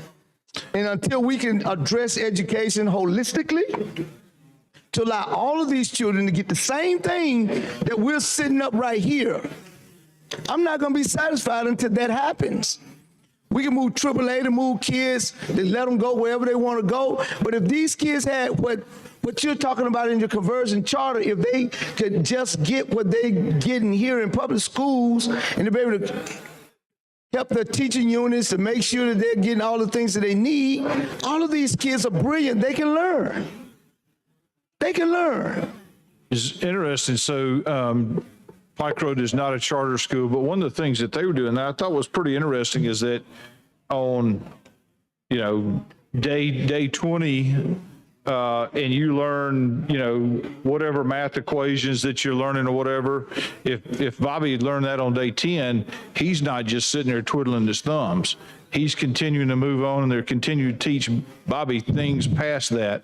If I'm in there and I'm struggling with math, they just don't say, hey, you didn't get it today, and tomorrow we're moving on to, addition or subtraction instead of addition. It is because if you don't have the addition part, it's hard for subtraction. If you don't have the addition and subtraction, the multiplication division is harder. So it is, hey, if you excel, we will teach you to however fast you can excel, however you can grasp those concepts, and you can keep going. We're not going to hold you back. And if you've got another student over there that is struggling with some area, they will not. They will make sure you understand those concepts before you get teaching the next thing. Instead of, as a group with 20-something kids, today we're doing this, I'm sorry that you didn't get it yesterday, or I'm sorry that you learned this 2 weeks ago, now we're moving to the next topic. So, I have what they call Singleton Saturday Academies in my 6 counties. And in those counties, what we do is, I've gone out, we've hired retired teachers. We use current teachers in classrooms on Saturday because of the Literacy Act and the Numeracy Act. I refuse to sit around and see my babies fail 3rd grade simply because a lot of those kids are 2 years or so behind simply because during the pandemic, we didn't even have access to the internet. They got left behind on a lot of stuff. Well, we went to the boards of education and said, give us 40 of your lowest performing students. Those kids are in intervention. Give us those kids. Just give you statistics on one school. We had 40 kids. Out of those 40, 34 of them showed up every Saturday for 8 weeks, okay? Showed up. The other ones kind of sprinkled through here and there, had to miss some Saturdays for whatever reason. Out of that 34, none of these kids are reading at grade level at all. In 8 weeks, we're using the same assessment that the schools are using, ANWELB or some whatever that is. They got different kinds. And we adopted every assessment, and we're teaching them based on the assessments that they're going to have to take these tests. In 8 weeks, I had 17 of the 34 kids reading at grade level. wow. And that's just on Saturdays? That's just on Saturdays. So when you take that math score and cover it over, because these kids were going from a class in the morning from reading, then they were going over to math in the afternoon, right, on Saturdays. I take that, out of those 17, 12 of them meeting the math. Out of that 17, but everybody else scores are coming up. So we're on a break right now because summer school's about to start in these districts, right? So we're gonna let them go through summer school. We'll pick it back up in August and run it on through the next school term and out on Saturdays. That's the Saturday Academy that I run in my district for all of my schools. And plus, I just bought on Perry County, which is not in my district. They're outside of the district. They wanted to join in because they were doing like 2 Saturdays a month in terms of resources. So I went in and plugged in the other 2 Saturdays so the kids would get a full month of services. So I pay for the teachers for 2 Saturdays and they pay for teachers for the other 2 Saturdays. that's cool. So are they going to do the same 8-week program, or is theirs just going to be for 1 month? No, they're going year round. We're going to be moving this year round. That's good. Year round. But I'm just saying, this was just the first 8 weeks that I gave you statistics on.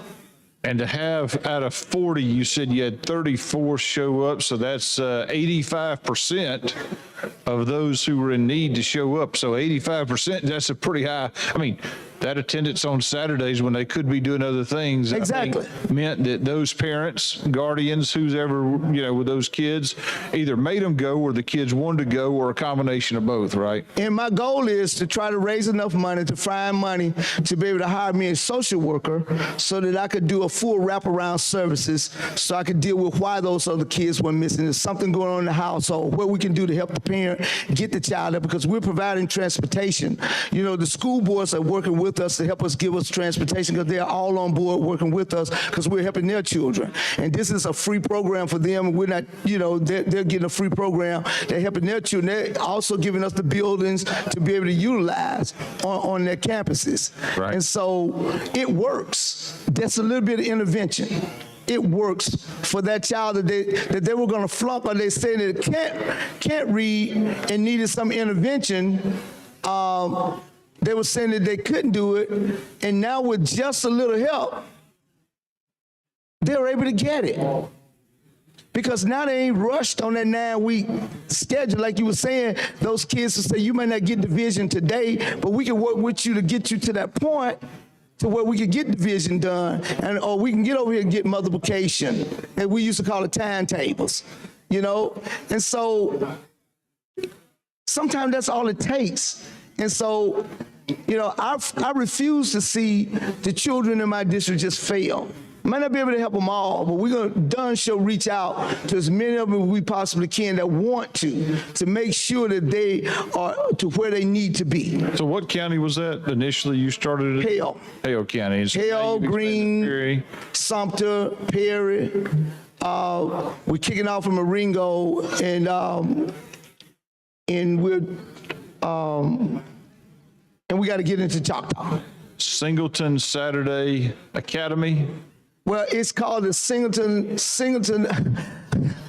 well, actually, it's the Black Belt Scholars, right? In the Singleton Saturday Academy. Okay.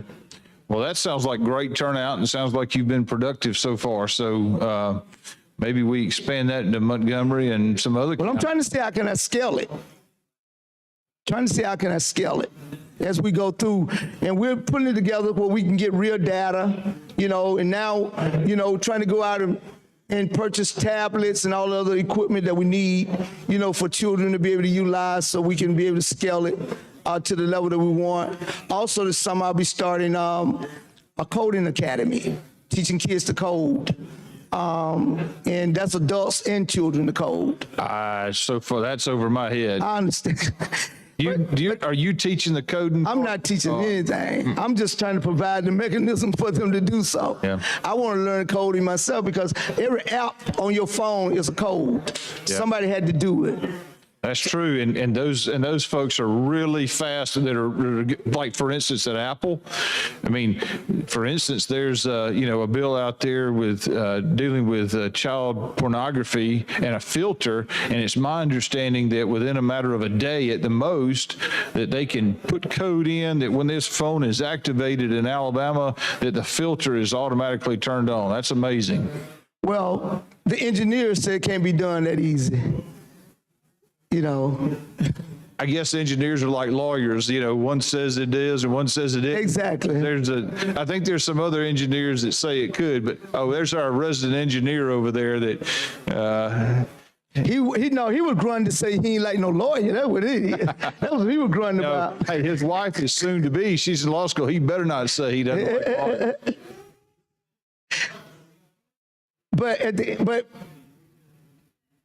But I just think that all of these kids can learn. And whether it's charter or whether it's public, and we keep passing all these bills that are getting away from public schools, and we're leaving what we think are the worst kids in public schools, and they're not. They're great kids. Some of them just may not have the means to be able to have the transportation to go somewhere else. And we're paying $10,000 for somebody to move. And sometimes you're going somewhere where it's not even better. You're just moving just because you can. Well, the good thing about it, I know you know it, you've already referenced it today, is these charter schools are public schools. They're under the auspices of an umbrella of, the State Department of Education. So, they have certainly from the top level down, they have the oversight that any other public school would have. But this bill here really kind of taking the State Department of Education people on the board out. No, it really doesn't. It just creates it so, the charter schools are so important that there needs to be somebody who's fully dedicated to overseeing and looking at the charter schools, but we still have. Why are they more important than public schools? Oh, they're you not. said that they're so important as if regular public school is not so important. No, they're not. They're not any more important because, as we said, they are public schools. So but it's a little different than the normal public school, right? So there needs to be some oversight by the State Department of Education, and there is, and currently and in this bill. But this just establishes a commission that would devote their time and attention solely to charter schools, because there are nuances of that are different. Yeah, I mean, I just look here. I'm not against charter schools. I think some people may think I am. I'm just for public schools. I want it where every child, because I think if we're saying that charter is the fix, what we gave charter to be the fix, we can get that same thing to a traditional public school. I dare us say, let's take this school and pilot it just as a public school and give them the same flexibility and everything that we give them the units and everything that they need. I dare us do that. You know what? If you file that bill from what you're saying right now, I might be a co-sponsor for you. Well, I will do that. Next year we will have that. I dare you let us pilot one. So I think what you're discussing and talk about or thinking about is what Montgomery has in those 3 conversion charter schools. Yeah. But I don't even want to be a conversion charter. I just want to be a public school. I dare you allow us just to do a regular public school the way we're doing the conversion charters. And let's see what the results of that going to be. Because if that shows results, then we don't need to keep creating all these other mechanism apparatuses for somebody to move somewhere, because then we can have all these schools functioning in the same manner. All the children deserve the same thing. Why we have to stand them out over here like the thumb by themselves as if they are the solution? I could take you across this nation where charter schools are failing terribly. Louisiana, Texas, other places, where they're failing terribly. Some of these in Alabama are not doing as great as we think they are, because they don't have to be graded like the other schools. But you know what? Since 2015, there's only been a total of 13 charter schools since 2015. 3 of them are the conversions here in Montgomery. I think a total of 5 of the 13 are here in Montgomery. You've got, I think, I3 Academy in Birmingham or Jefferson County. I don't know, I think Birmingham. And I got 2 in my area. See, 2 in yours. Are they successful? The kids learning, parents? We don't know. I don't know. There's no measuring point. I do know that there are some of them where students and parents are leaving and bringing them back to public school because they don't feel like they're learning anything. I've got that from parents. Well, remember, they are public, so in other words, what you're saying is they're leaving a charter public school and going back to a traditional public school, right? I've heard that from some parents. That sounds like parental choice in education. So you're right. I mean, for that. Well, I mean, they just went back to what they thought they was going to something that's better, than they realized it wasn't no better. Because see, I don't want this to end up being the new segregation. You see what I'm saying? What Montgomery did is inclusive. These other folks, especially with AAA, where they can take money and move over somewhere else they want to be, I just don't want this to be the modern day segregation. That's all let me just get back to what you and I was talking about. How I dare us say we would take a pilot, take one of those failing schools, let's do some of that turnaround, $10 million we got in for turnaround. give them all the flexibility that they need, and see can they turn that around based on what we've been given charter to be able to have the tools to use. Because if you tell me that those students in Montgomery Public School who are at the bottom, that they're doing better because they're in that environment, you can't tell me that somebody else can't do it somewhere else. Co-signer on your bill. Exactly. You can't tell me you can't do it somewhere else. Because those kids are capable of learning just like kids Exactly. anywhere throughout the state. Exactly. And it ain't got to have the word charter on it. You know what I'm saying? Just give me an old regular public school that we have deemed to be failing school. Because these same kids that you're talking about would be in there bringing those numbers down if they was over at that public school. And as it relates to the Montgomery Public School System, it was my hope and still my hope that at some point in time, MPS will see the value of those conversions, those 3 public schools who are now under a different umbrella under Montgomery Public School System, that when those kids start to learn and their testing goes up, that first and foremost, you want them, gosh, how great is that for a kid to come home and now learns to read where before he was struggling? Or she comes home and says, hey, I know these math equations where before there was no understanding. But from a macro level, that's the micro side. From a macro level, that increases, those scores and those individual conversion charters actually increase MPS's overall score. So it helps the school system as those individual schools within that system are doing. Well, see, that's all I'm saying. I dare us take that public school, not with charter on it or anything, to say that we would just pilot it, give them the tools, go for it. And see, in my recommendation under these dollars that we got, I gave the chairman a program, a plan of that in terms of turnaround schools. How do we do that? Sitting up, making sure they got all the teachers unit. Even if you have to pay teachers a little bit more money to recruit to go into some of those areas to make sure that they get there.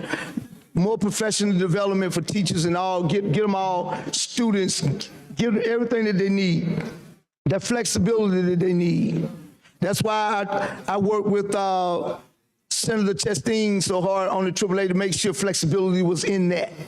Because right now, if a school wants the flexibility, they got to go through a lot of hoops to be able to apply. Why should they have to apply for flexibility? It ought to be something given that they ought to have the flexibility to teach.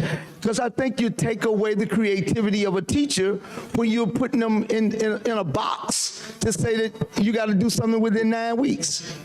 Yeah, I certainly have empathy for those teachers that are trying to do the best they can. You have empathy with the kids and with empathy with the parents as well who are trying to succeed. So you want to make sure that you give the teachers and the school system the tools that they need so that those kids can succeed. Yeah, because when we do that, then, and I guess what would be the need for all of these other things if we go on and do education the way the education should be done? Is give everybody the tools that they need. We just spent enough money here to give every school the need. We didn't have to have all these special projects out here outside of education. If we had just spent our money in the education, we'd have been all right. But we spent a lot of money outside. Spend a lot of money outside of education than doing some of these things that we're talking about. Making sure that every child had the right to be able to learn and the same ability that everyone else has. What's wrong with that? What's wrong with every child being able to do what a charter conversion does or a charter school does? What's wrong with that? The kids in public schools can't do the same thing. If it works over there, we ought to see that it needs to work over here. And then we won't be crying about failing schools and we're still number 35 or 36. See, people be bragging about that we move from number 50 up. If we ain't number 1, I don't want to hear about it. My goal is to get us to number 1. How do we get to number 1? Let's do the things that number 1s are doing. Let's look at the number 1 school system in the nation and see what they're doing and see, can we duplicate number 1 and stop duplicating number 50? Let's do what number 1 does. Or just because somebody don't want to be in school with certain groups of kids, they jump up and they start something differently. Let's do the right thing. Let's give kids flexibility. Let's give teachers the right to be able to educate their children. There's nothing wrong with that. There's nothing wrong with that. Let's let them have their way. Teachers should not be put in a box. They shouldn't be put in a box not to be innovative, not to come up and think of something creative, to be able to, how they're going to be able to get that over to a child. Everybody worry about what somebody teaching somebody in a book. We throw books out. Heck, I remember coming up, I had to have all secondhand books, and when the kids from, I'm gonna call it, from the white school over across town would get through their book, they would tear pages out. Me and my classmate would, they hand-me-downs, and we didn't even have certain pages in the book. You could tell where they were just tearing them out intentionally, writing all kinds of stuff in them, you know, all kinds of racial slurs, and because they knew we were gonna be the one who would get them. I went through that coming up in school. We didn't even get we didn't even get new books. Books were all hand-me-downs in a public school system. So we just can't keep doing this to public school kids and expect different results. We haven't done anything differently to give them the opportunity to come up with a new result.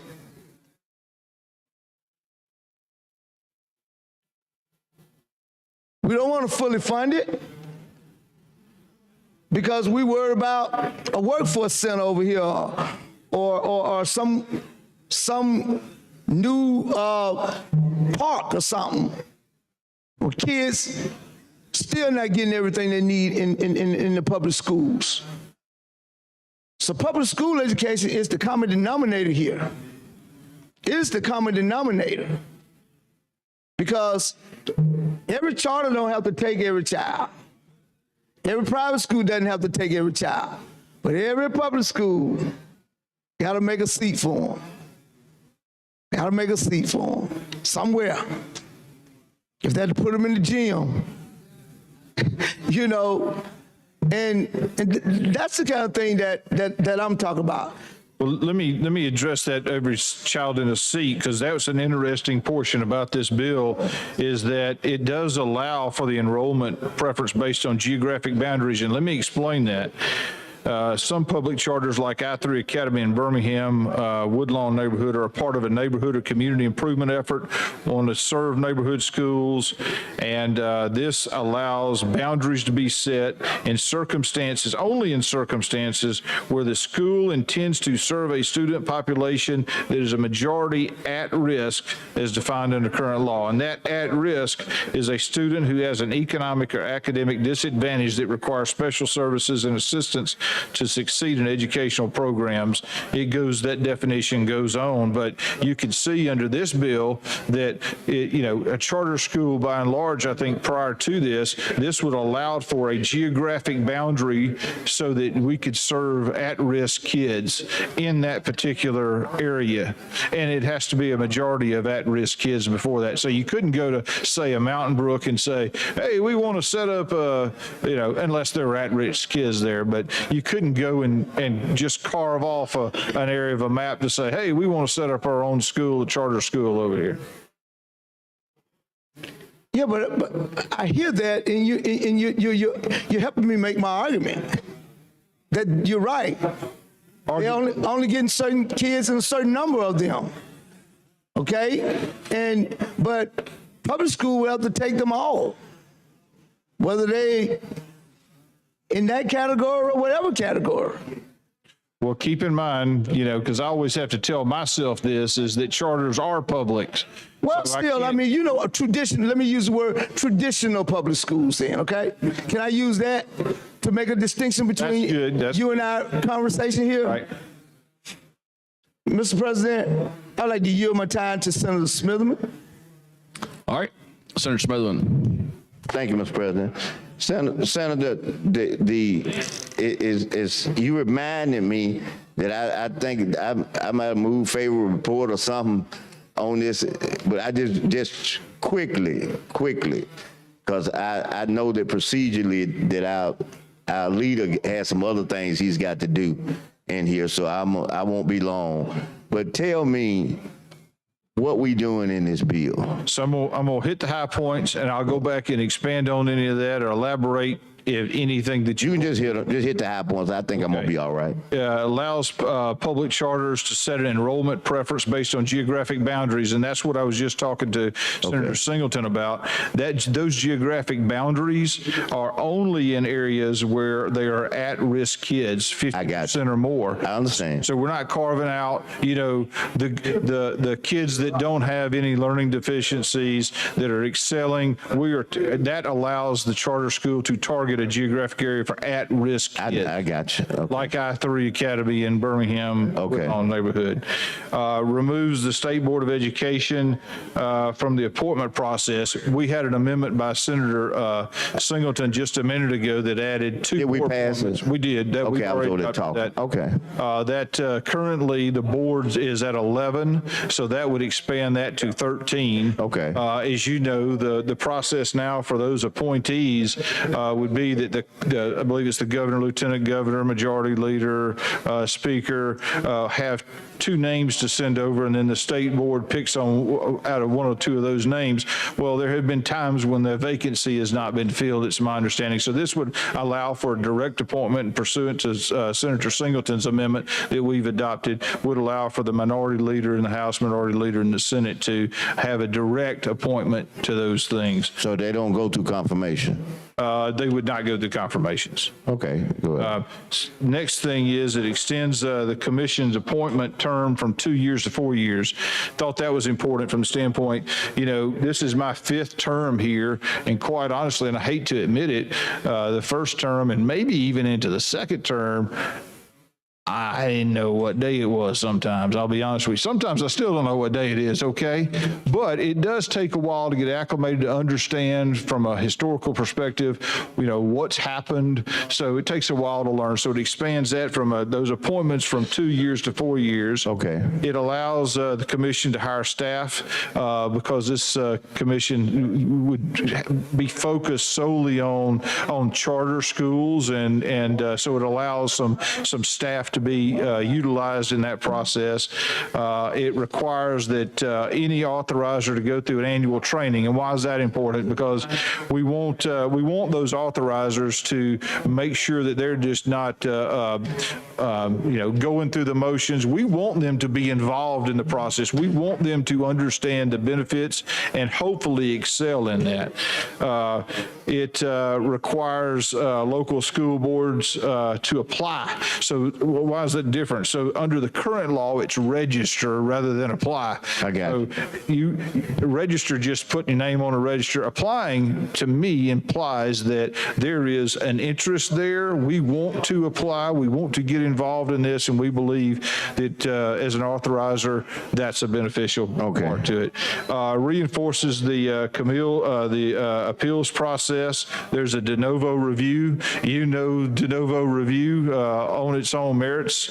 It mandates that the charter enrollment reports directly to the Alabama State Department of Education. Okay. So the State Department of Education still has oversight. Good. That to make sure, as you know, there are lots of federal laws out there. Yeah. And so you want there to be oversight to make sure that all the boxes are checked, that we're not running afoul of any federal law or state law as reporting requirements, money issues.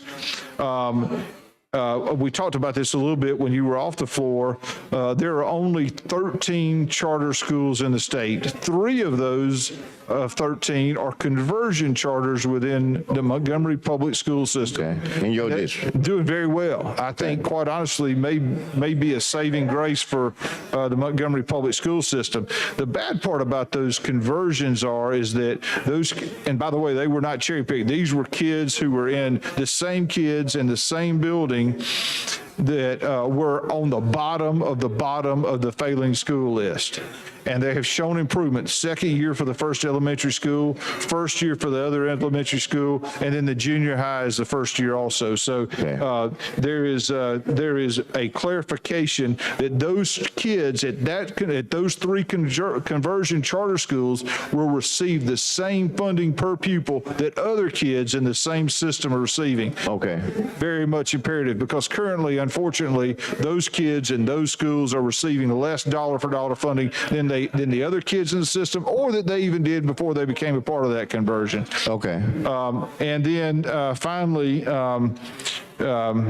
there is a provision in there on a startup about how the anticipated funding is. As you know, whenever there's a school system, for instance, say Montgomery Public School, you know, generally speaking, certainly what kids were there last year, so the funding is in arrears. So any new charter school, there has to be an application from the kids' parents, right, as to what, so you're really guessing what the number of kids that are going to be attending that charter school. And so you want to, you're not going to get it right, but you're going to be a deviation of plus or minus just a percent or so. And so any monies that if you anticipated there were going to be 100 kids and there was only 98 there, we want to make sure that charter school sends the money for those 2 kids back to the appropriate authority instead of keeping it. So there is that anticipated I see what you're saying. Funding there. So okay, well, good enough. Mr. President, I'm going to yield back to Senator for him to Senator Barfoot. do as he please. Thanks so much. With that, seeing no other questions, I'd move for final passage of HB 363 using previous rule. All right, any objection?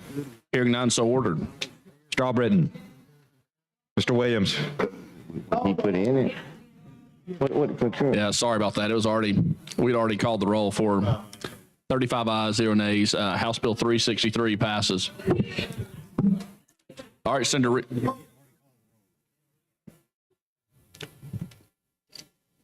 So, Mr. President. Yeah, Senator Figures. Thank you, Mr. President. So are you saying that we all just voted for that bill?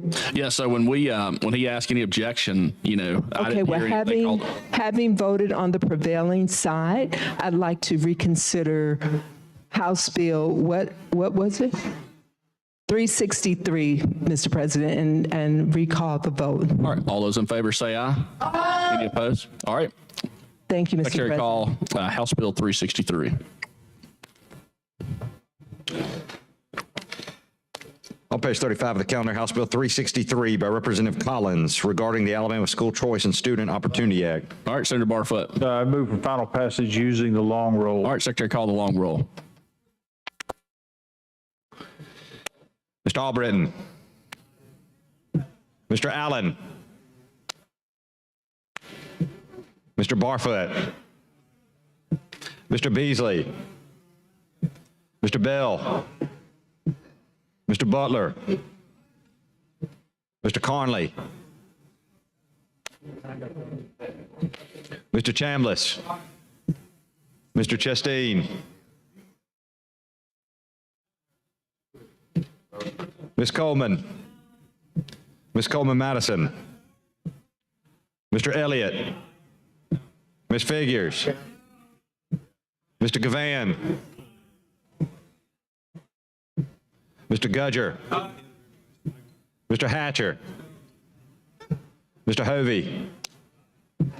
Mr. Jones. Mr. Kelly. Mr. Livingston.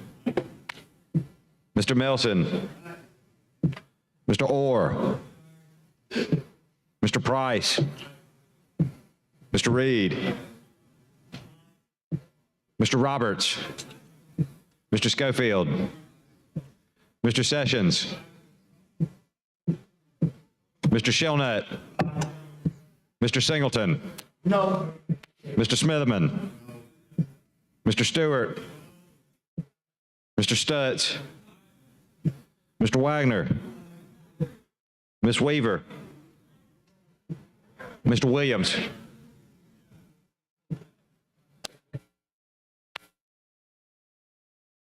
Twenty-six ayes, 8 nays. House Bill 363 passed amended. Thanks, Senator Barfoot.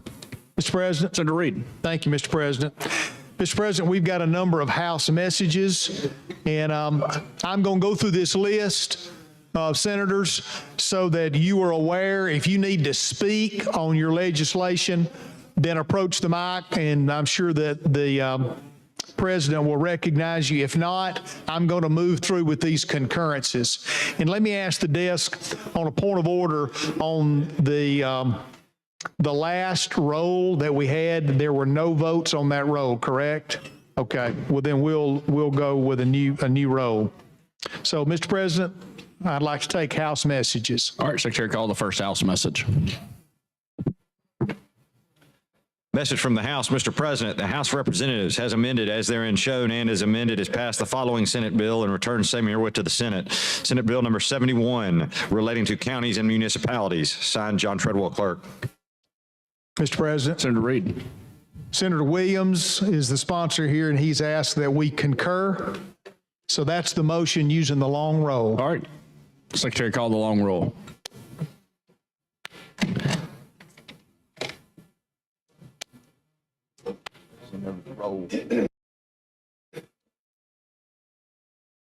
Mr. Albritton. Mr. Allen. Mr. Barfoot. Mr. Beasley. Mr. Bell. Mr. Butler. Mr. Carnley.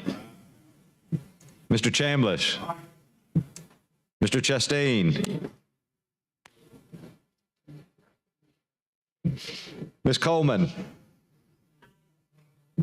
Ms. Coleman Madison. Mr. Elliott. Ms. Figures. Mr. Gavan. Mr. Gudger. Mr. Hatcher. Mr. Hovey. Mr. Jones. Mr. Kelly. Mr. Livingston. Mr. Melson. Mr. Orr. Mr. Price. Mr. Reed. Mr. Roberts. Mr. Schofield. Mr. Sessions. Mr. Shelnut. Mr. Singleton. Mr. Smitherman. Mr. Stewart. Mr. Stutz. Mr. Wagner. Ms. Weaver. Mr. Williams.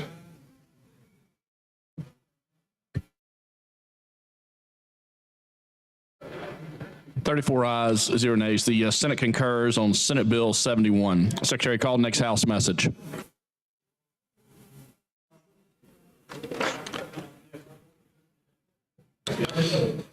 Message from the House, Mr. President. The House of Representatives has amended as therein shown and as amended has passed the following Senate bill and returned same herewith to the Senate. Senate Bill number 258 relating to water utilities.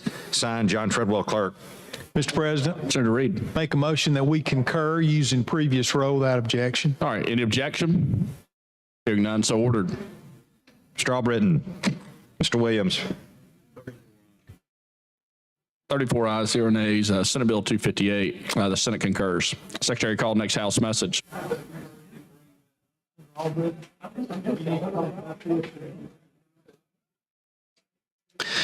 Message from the House, Mr. President. The House of Representatives has amended as therein shown and as amended has passed the following Senate bill and returned same herewith to the Senate. Senate Bill 184 relating to the Department of Corrections.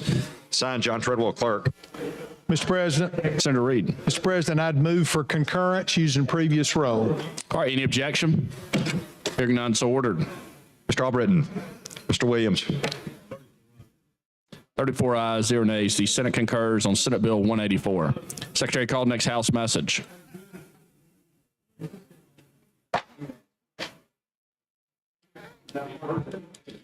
Message from the House, Mr. President. The House of Representatives has amended as therein shown and is amended as passed the following Senate bill and returned same herewith to the Senate.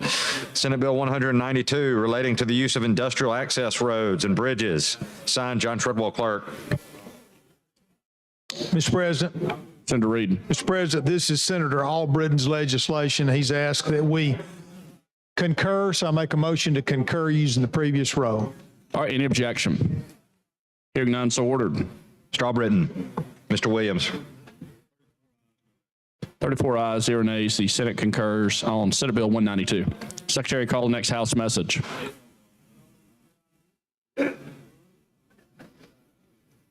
Message from the House, Mr. President. The House of Representatives has amended as therein shown and is amended as passed the following Senate bill and returns same herewith to the Senate. Senate Bill 309 relating to contracts for professional services. Signed, John Treadwell, Clerk. Mr. President, Senator Reed. this is Senator Chambliss's legislation, and he's asked for concurrence, so my motion is concurrence using previous roll. All right, any objection? Hearing none, so ordered. Mr. Albritton. Mr. Williams.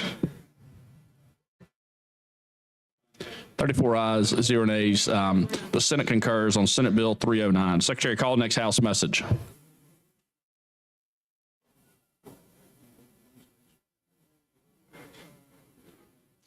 Message from the House, Mr. President. The House of Representatives has amended as therein shown and is amended as passed the following Senate bill and returns same herewith to the Senate. Senate Bill 206 relating to crimes and offenses. Signed, John Treadwell, Clerk.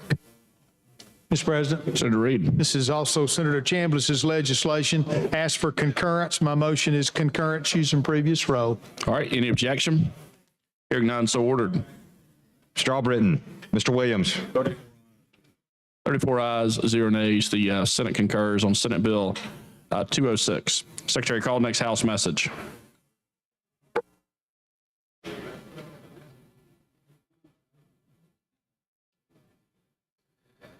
Message from the House, Mr. President. The House of Representatives has amended as therein shown and is amended as passed the following Senate bill and returns same herewith to the Senate. Senate Bill number 67 relating to the Alabama National Guard. Signed, John Treadwell, Clerk. Senator Reed. Thank you, Mr. President. This also Senator Chambliss legislation asking for concurrence. My motion is concurrence with the previous roll. All right, any objection? Hearing none, so ordered. Mr. Albritton. Mr. Williams. 34 ayes, 0 nays. Senate Bill 67, the Senate concurs. Secretary, call the next House message.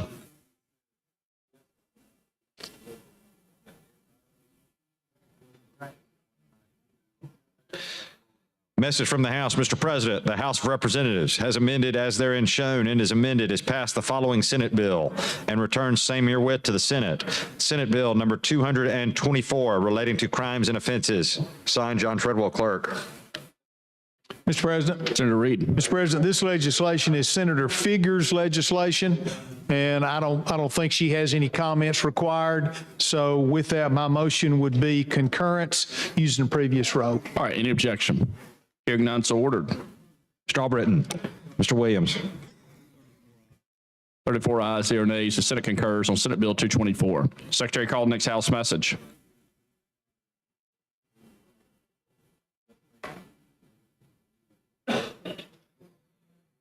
Message from the House, Mr. President. The House of Representatives has amended as therein shown and is amended as passed the following Senate bill and returns same herewith to the Senate. Senate Bill number 302 relating to Jefferson County. Signed, John Treadwell, Clerk. Mr. President. Senator Reed. Mr. President, this legislation is Senator Wagner's legislation, and he is wishing concurrence, so my motion is concurrence using previous roll. All right, any objection? Hearing none, so ordered. Mr. Albritton. Mr. Williams. 34 ayes, 0 nays. The Senate concurs on Senate Bill 302. Secretary, call the next House message.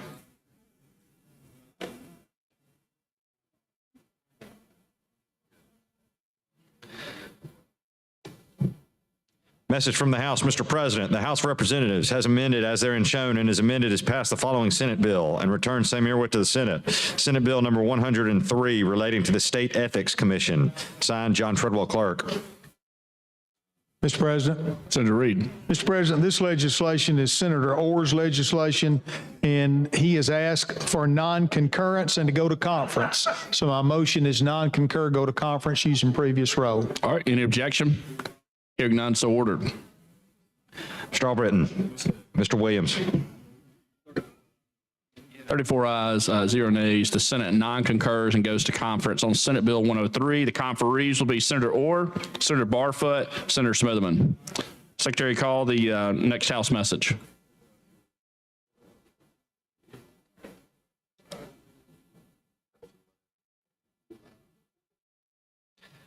Message from the House, Mr. President. The House of Representatives has amended as therein shown and is amended as passed the following Senate bill and returned same herewith to the Senate. Senate Bill number 56 relating to public K through 12 schools. Signed, John Treadwell, Clerk. Mr. President. Senator Reed. This legislation, Senator Orr's legislation, he wishes concurrence, so my motion is concurrence using the previous row. All right, any objection? Hearing none, so ordered. Mr. Albritton. Mr. Williams. 34 ayes, 0 nays. The Senate concurs on Senate Bill 56. This concludes House messages. Thank you, Mr. President. We'll continue with the calendar. All right, Secretary, call the next bill on the calendar.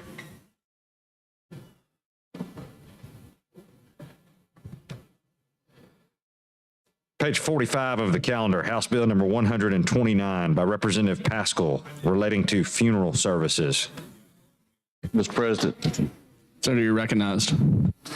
This bill is doing more than just a little bit of cleanup, but not much more. Under existing law, a cremation, the authorizing agent has 60 days from that point to dispose of those for a veteran with Alabama law that is amicable in a humane and dignified manner, but it doesn't define what humane and dignified manner is. This bill would define that and then mandate best efforts to identify the records of the veteran assigned. It would also require the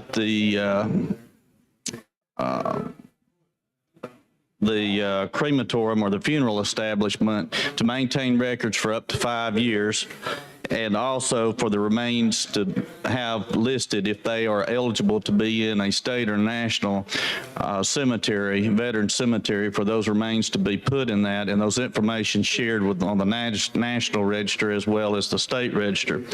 It would also give them the ability to dispose of those means by vault, in earth, and crematory. And that's the essence of it. And I move for adoption. All right, so we've got final passage. Would you like to use previous roll? Yes, sir, please. All right, you want to speak? Long roll? I need. All right, so any objection to using previous roll? All right. All right, Senator Smitherman? No. We're on the bill. You want to speak on the bill? Okay, you're recognized. What did Bill do? What did it do? Where the sponsor? Where the sponsor? Let me just say this to you, and you can appreciate this. I knew this sponsor when he wasn't one of us. Yes, sir. Okay, for years.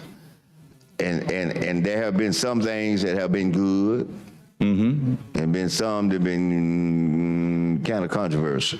Okay, kind of controversial. Yeah, I got the part. I think the intent is good. The intent is good, but some of them kind of went too far over in this way. Yes, sir. He was trying to find a balance somewhere right in here.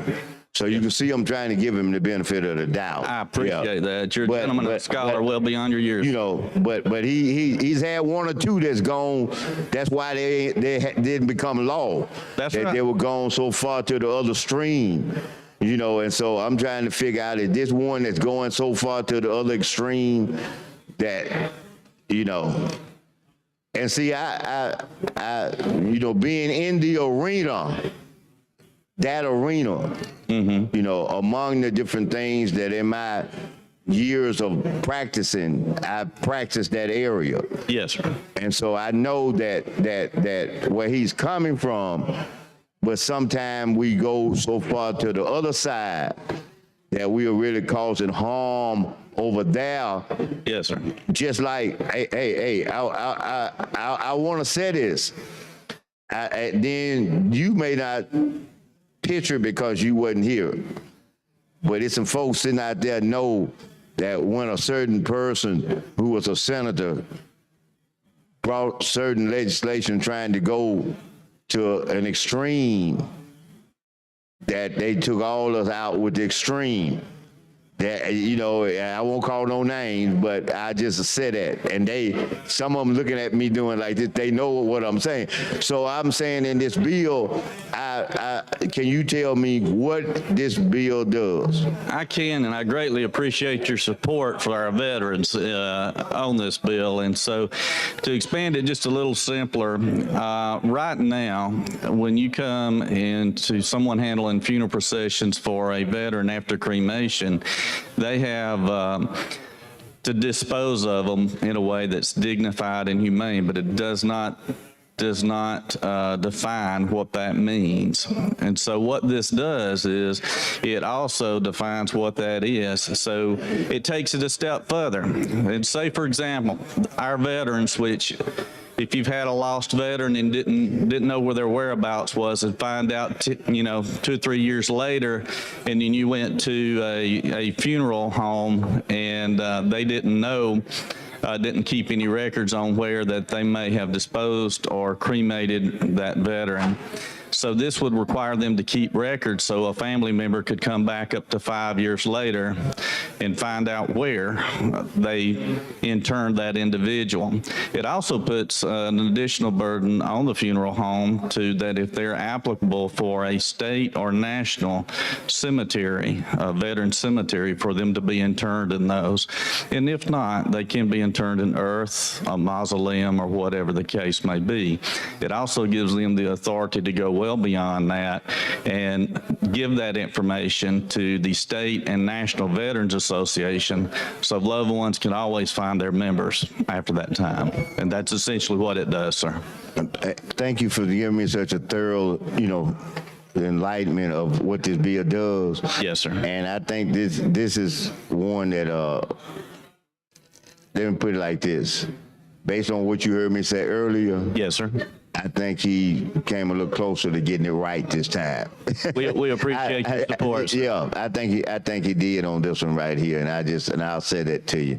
And anytime we can support our veterans, anytime we can do that, the older I get, the more I realize how important that they have been and they are to us in terms of these freedoms. We used to think about a long time ago that anybody would ever come on our soil and do some of the things that we've had to deal with. And that just brings it closer to home, the importance to do whatever we can for our veterans. So thank you very much, and I'll just turn it over to you. Yes, sir. Thank you, Senator. Mr. President. Thanks, Senator Smithman. Senator Figures. Thank you, Mr. President. Senator Kelly, Yes, ma'am. thank you for handling this bill, and I love the intent of it. And I was hoping that it would have in it somewhere that we had designated this big acreage of land that Alabama would have its cemetery of unknown soldiers, if you will, and that's where they would lay to rest. And so with what I've heard you explain about this bill, does that mean there is going to be a commission designated, or does this go, who has when you say they have the authority to do these various things, who has that authority or what? What it does is it puts a requirement upon the funeral home or whoever's handling the deceased to notify the Alabama Veterans Association organization in the National Veterans Association and agencies there so that that individual could be found. It's not establishing a task force or committee or anything like that. And I believe we have a national cemetery in I believe it's Montevallo, if I'm not mistaken, here in Alabama. It doesn't state anything that the remains would go there. It does not, but it does put the burden on the funeral home to inquire to whether they can be interned there, and if they can, it gives them the authority to do that. Now, is this a cost that's going to be given to the funeral home? It has not changed from the original bill or the original law, what's already in law. This bill does not change what's already in current law, and I don't know what the answer to that Mr. President, is. I can't hear Senator Kelly. Y'all can keep it down. Senator Figueres having a hard time hearing Senator Kelly. Thank you. You were talking about, I was asking you if this cost was going to be given to the funeral home to do all of this, or how does that work? Who pays for everything? It would be whatever's in current state law. This bill does nothing to change that aspect of the law whatsoever. As it already is. Yes, ma'am. One comment you made that I would encourage you and would love to work on with you. You mentioned the possibility of our own state unknown soldier if there is not something, and that I would love to work on that with you, and let's bring that forward next session. I love that too. When I ran for U.S. Senate, one of my top priorities on my platform was our veterans as well as their families. Yes, ma'am. So I would look forward to working with you on that. Thank you, Mr. President. Thanks, Senator Figueres. All right, Senator Kelly. I move for final passage by previous roll with no objection. All right, any objection?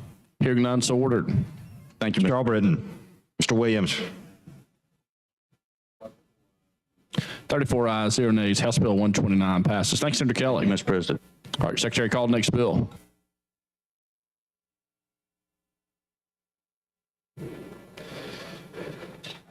On page 20 of the calendar, House Bill number 23 by Representative Brown relating to volunteer fire departments. Committee amendment pending. Senator Butler. Thank you, Mr. President. House Bill 23 does two things. It allows our volunteer fire departments to purchase kitchen equipment and reimburse them or purchase snacks and things like that. Second thing, it reimburses them for mileage from their job or from their home to a fire. I'd move third reading, read it in length, be dispensed with, and unanimous consent to use previous rule. All right, any objection? All right, hold on. Are y'all objecting to the committee amendment? All right, hearing none, so ordered.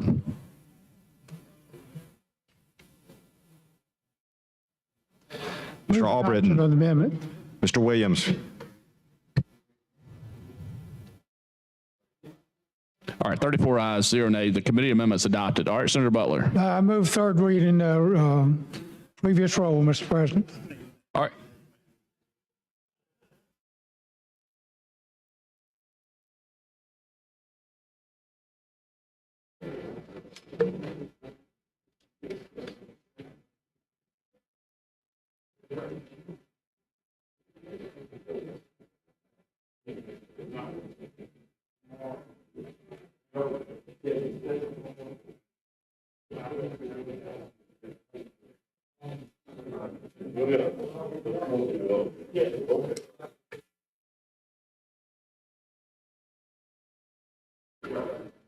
All right, we have a motion, final passage using previous roll. Any objection? Hearing none, so ordered. Thank you, Mr. Mr. Albritton. Mr. Williams. 34 ayes, 0 nays. House Bill 23 passes. Thanks, Senator Butler. Secretary, call the next bill on the calendar.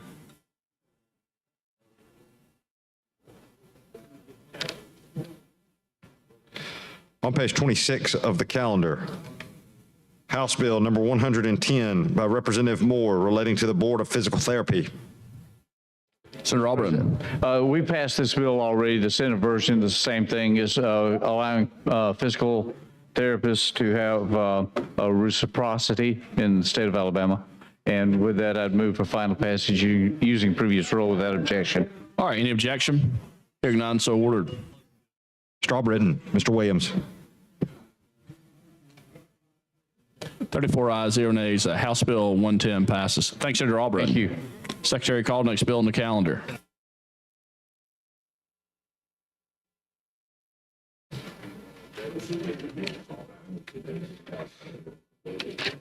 On page 33 of the calendar, House Bill 348 by Representative Faulkner relating to the Uniform Commercial Code.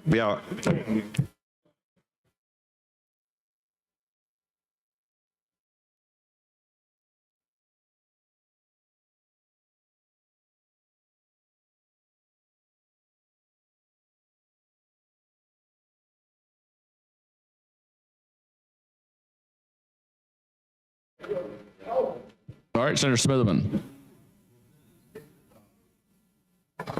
This is the Uniform Code, Commercial Code. It's a set of rules to govern commercial transactions. For over 60 years, the UCC has worked to facilitate commerce throughout the United States because it has been adopted in nearly identical form by every U.S. jurisdiction. As a result, it does not matter if the parties to a transaction are in different states. The law governing the transaction is substantially the same. The most UCC rules when third-party rights are not involved are default rules. The UCC is updated periodically to keep pace with legal and technological developments. The 2022 amendments will ensure that the UCC continues to facilitate commercial activities well into the future by implementing the following updates. Senator, Yes, sir. what this bill does, I'll tell you what, I'm gonna make it so easy for you, is that at the proper time, you know, I may request that what is about an 80 and 90 page bill, I would request that, I might request that it be read. You know, so I want to make sure you know, I'm going to facilitate what you want. If I can't explain it, All right. I'm going to let them read it. Thank you, Senator Shelnut. All right. Senator Roberts. I like your explanation. I like your explanation. If there's no other questions, do you have a question? Senator Roberts. Just going to say, if you needed help saying, Mr. President, I move for third reading, final passage using previous role, but you do it if you want. Well, we are a local delegation. That's one of our members, so we would jointly move to what he said. We'll move what he said. All right, any objection? Hearing none, so ordered. Mr. Albritton. Mr. Williams. 34 ayes, 0 nays. House Bill 348 passes. Thanks, Senator Smitherman. I'd like to announce real quick at the county municipal government will meet at 7 p.m. in the Secretary's conference room. So make sure y'all heard that. Announcement, please. The county municipal government will meet in the Secretary's conference room at 7 p.m. Well, a few minutes. Yeah. All right.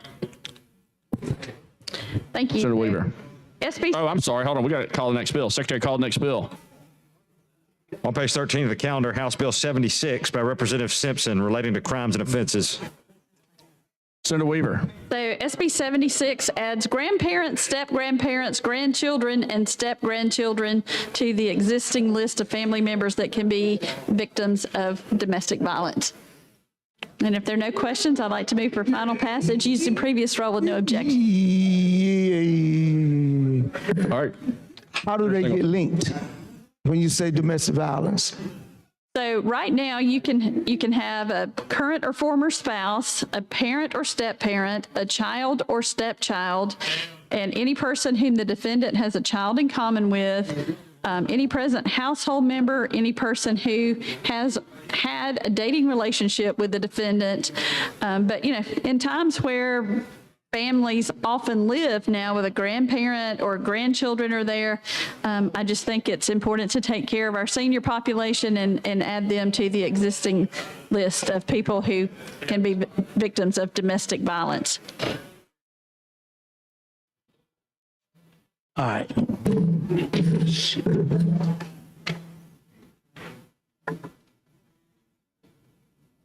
All right, Senator Weaver. Okay, so if there are no questions, I'd like to move for final passage using previous role with no objection. All right, any objection?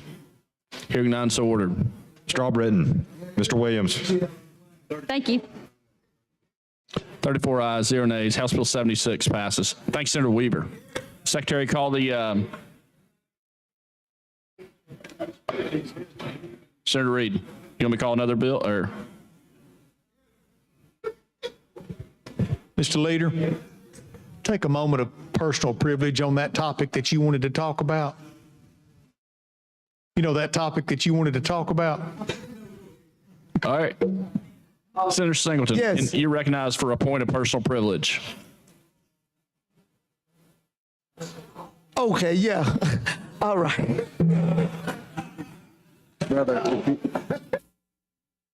I'm getting to the point of I'm just getting old around here, I guess. I'm supposed to know, Mr. President, I think that taking the point of personal privilege to say that we are down to the end of this session and that there is a lot of legislation that is left out here that I'm not interested in passing everything just because it's on the calendar. There's some good bills that are left out here and there's some terrible bills that are left out here. I was just asking the question of the last bill, are we just gonna put everybody in jail? You know, we're gonna be left in the family.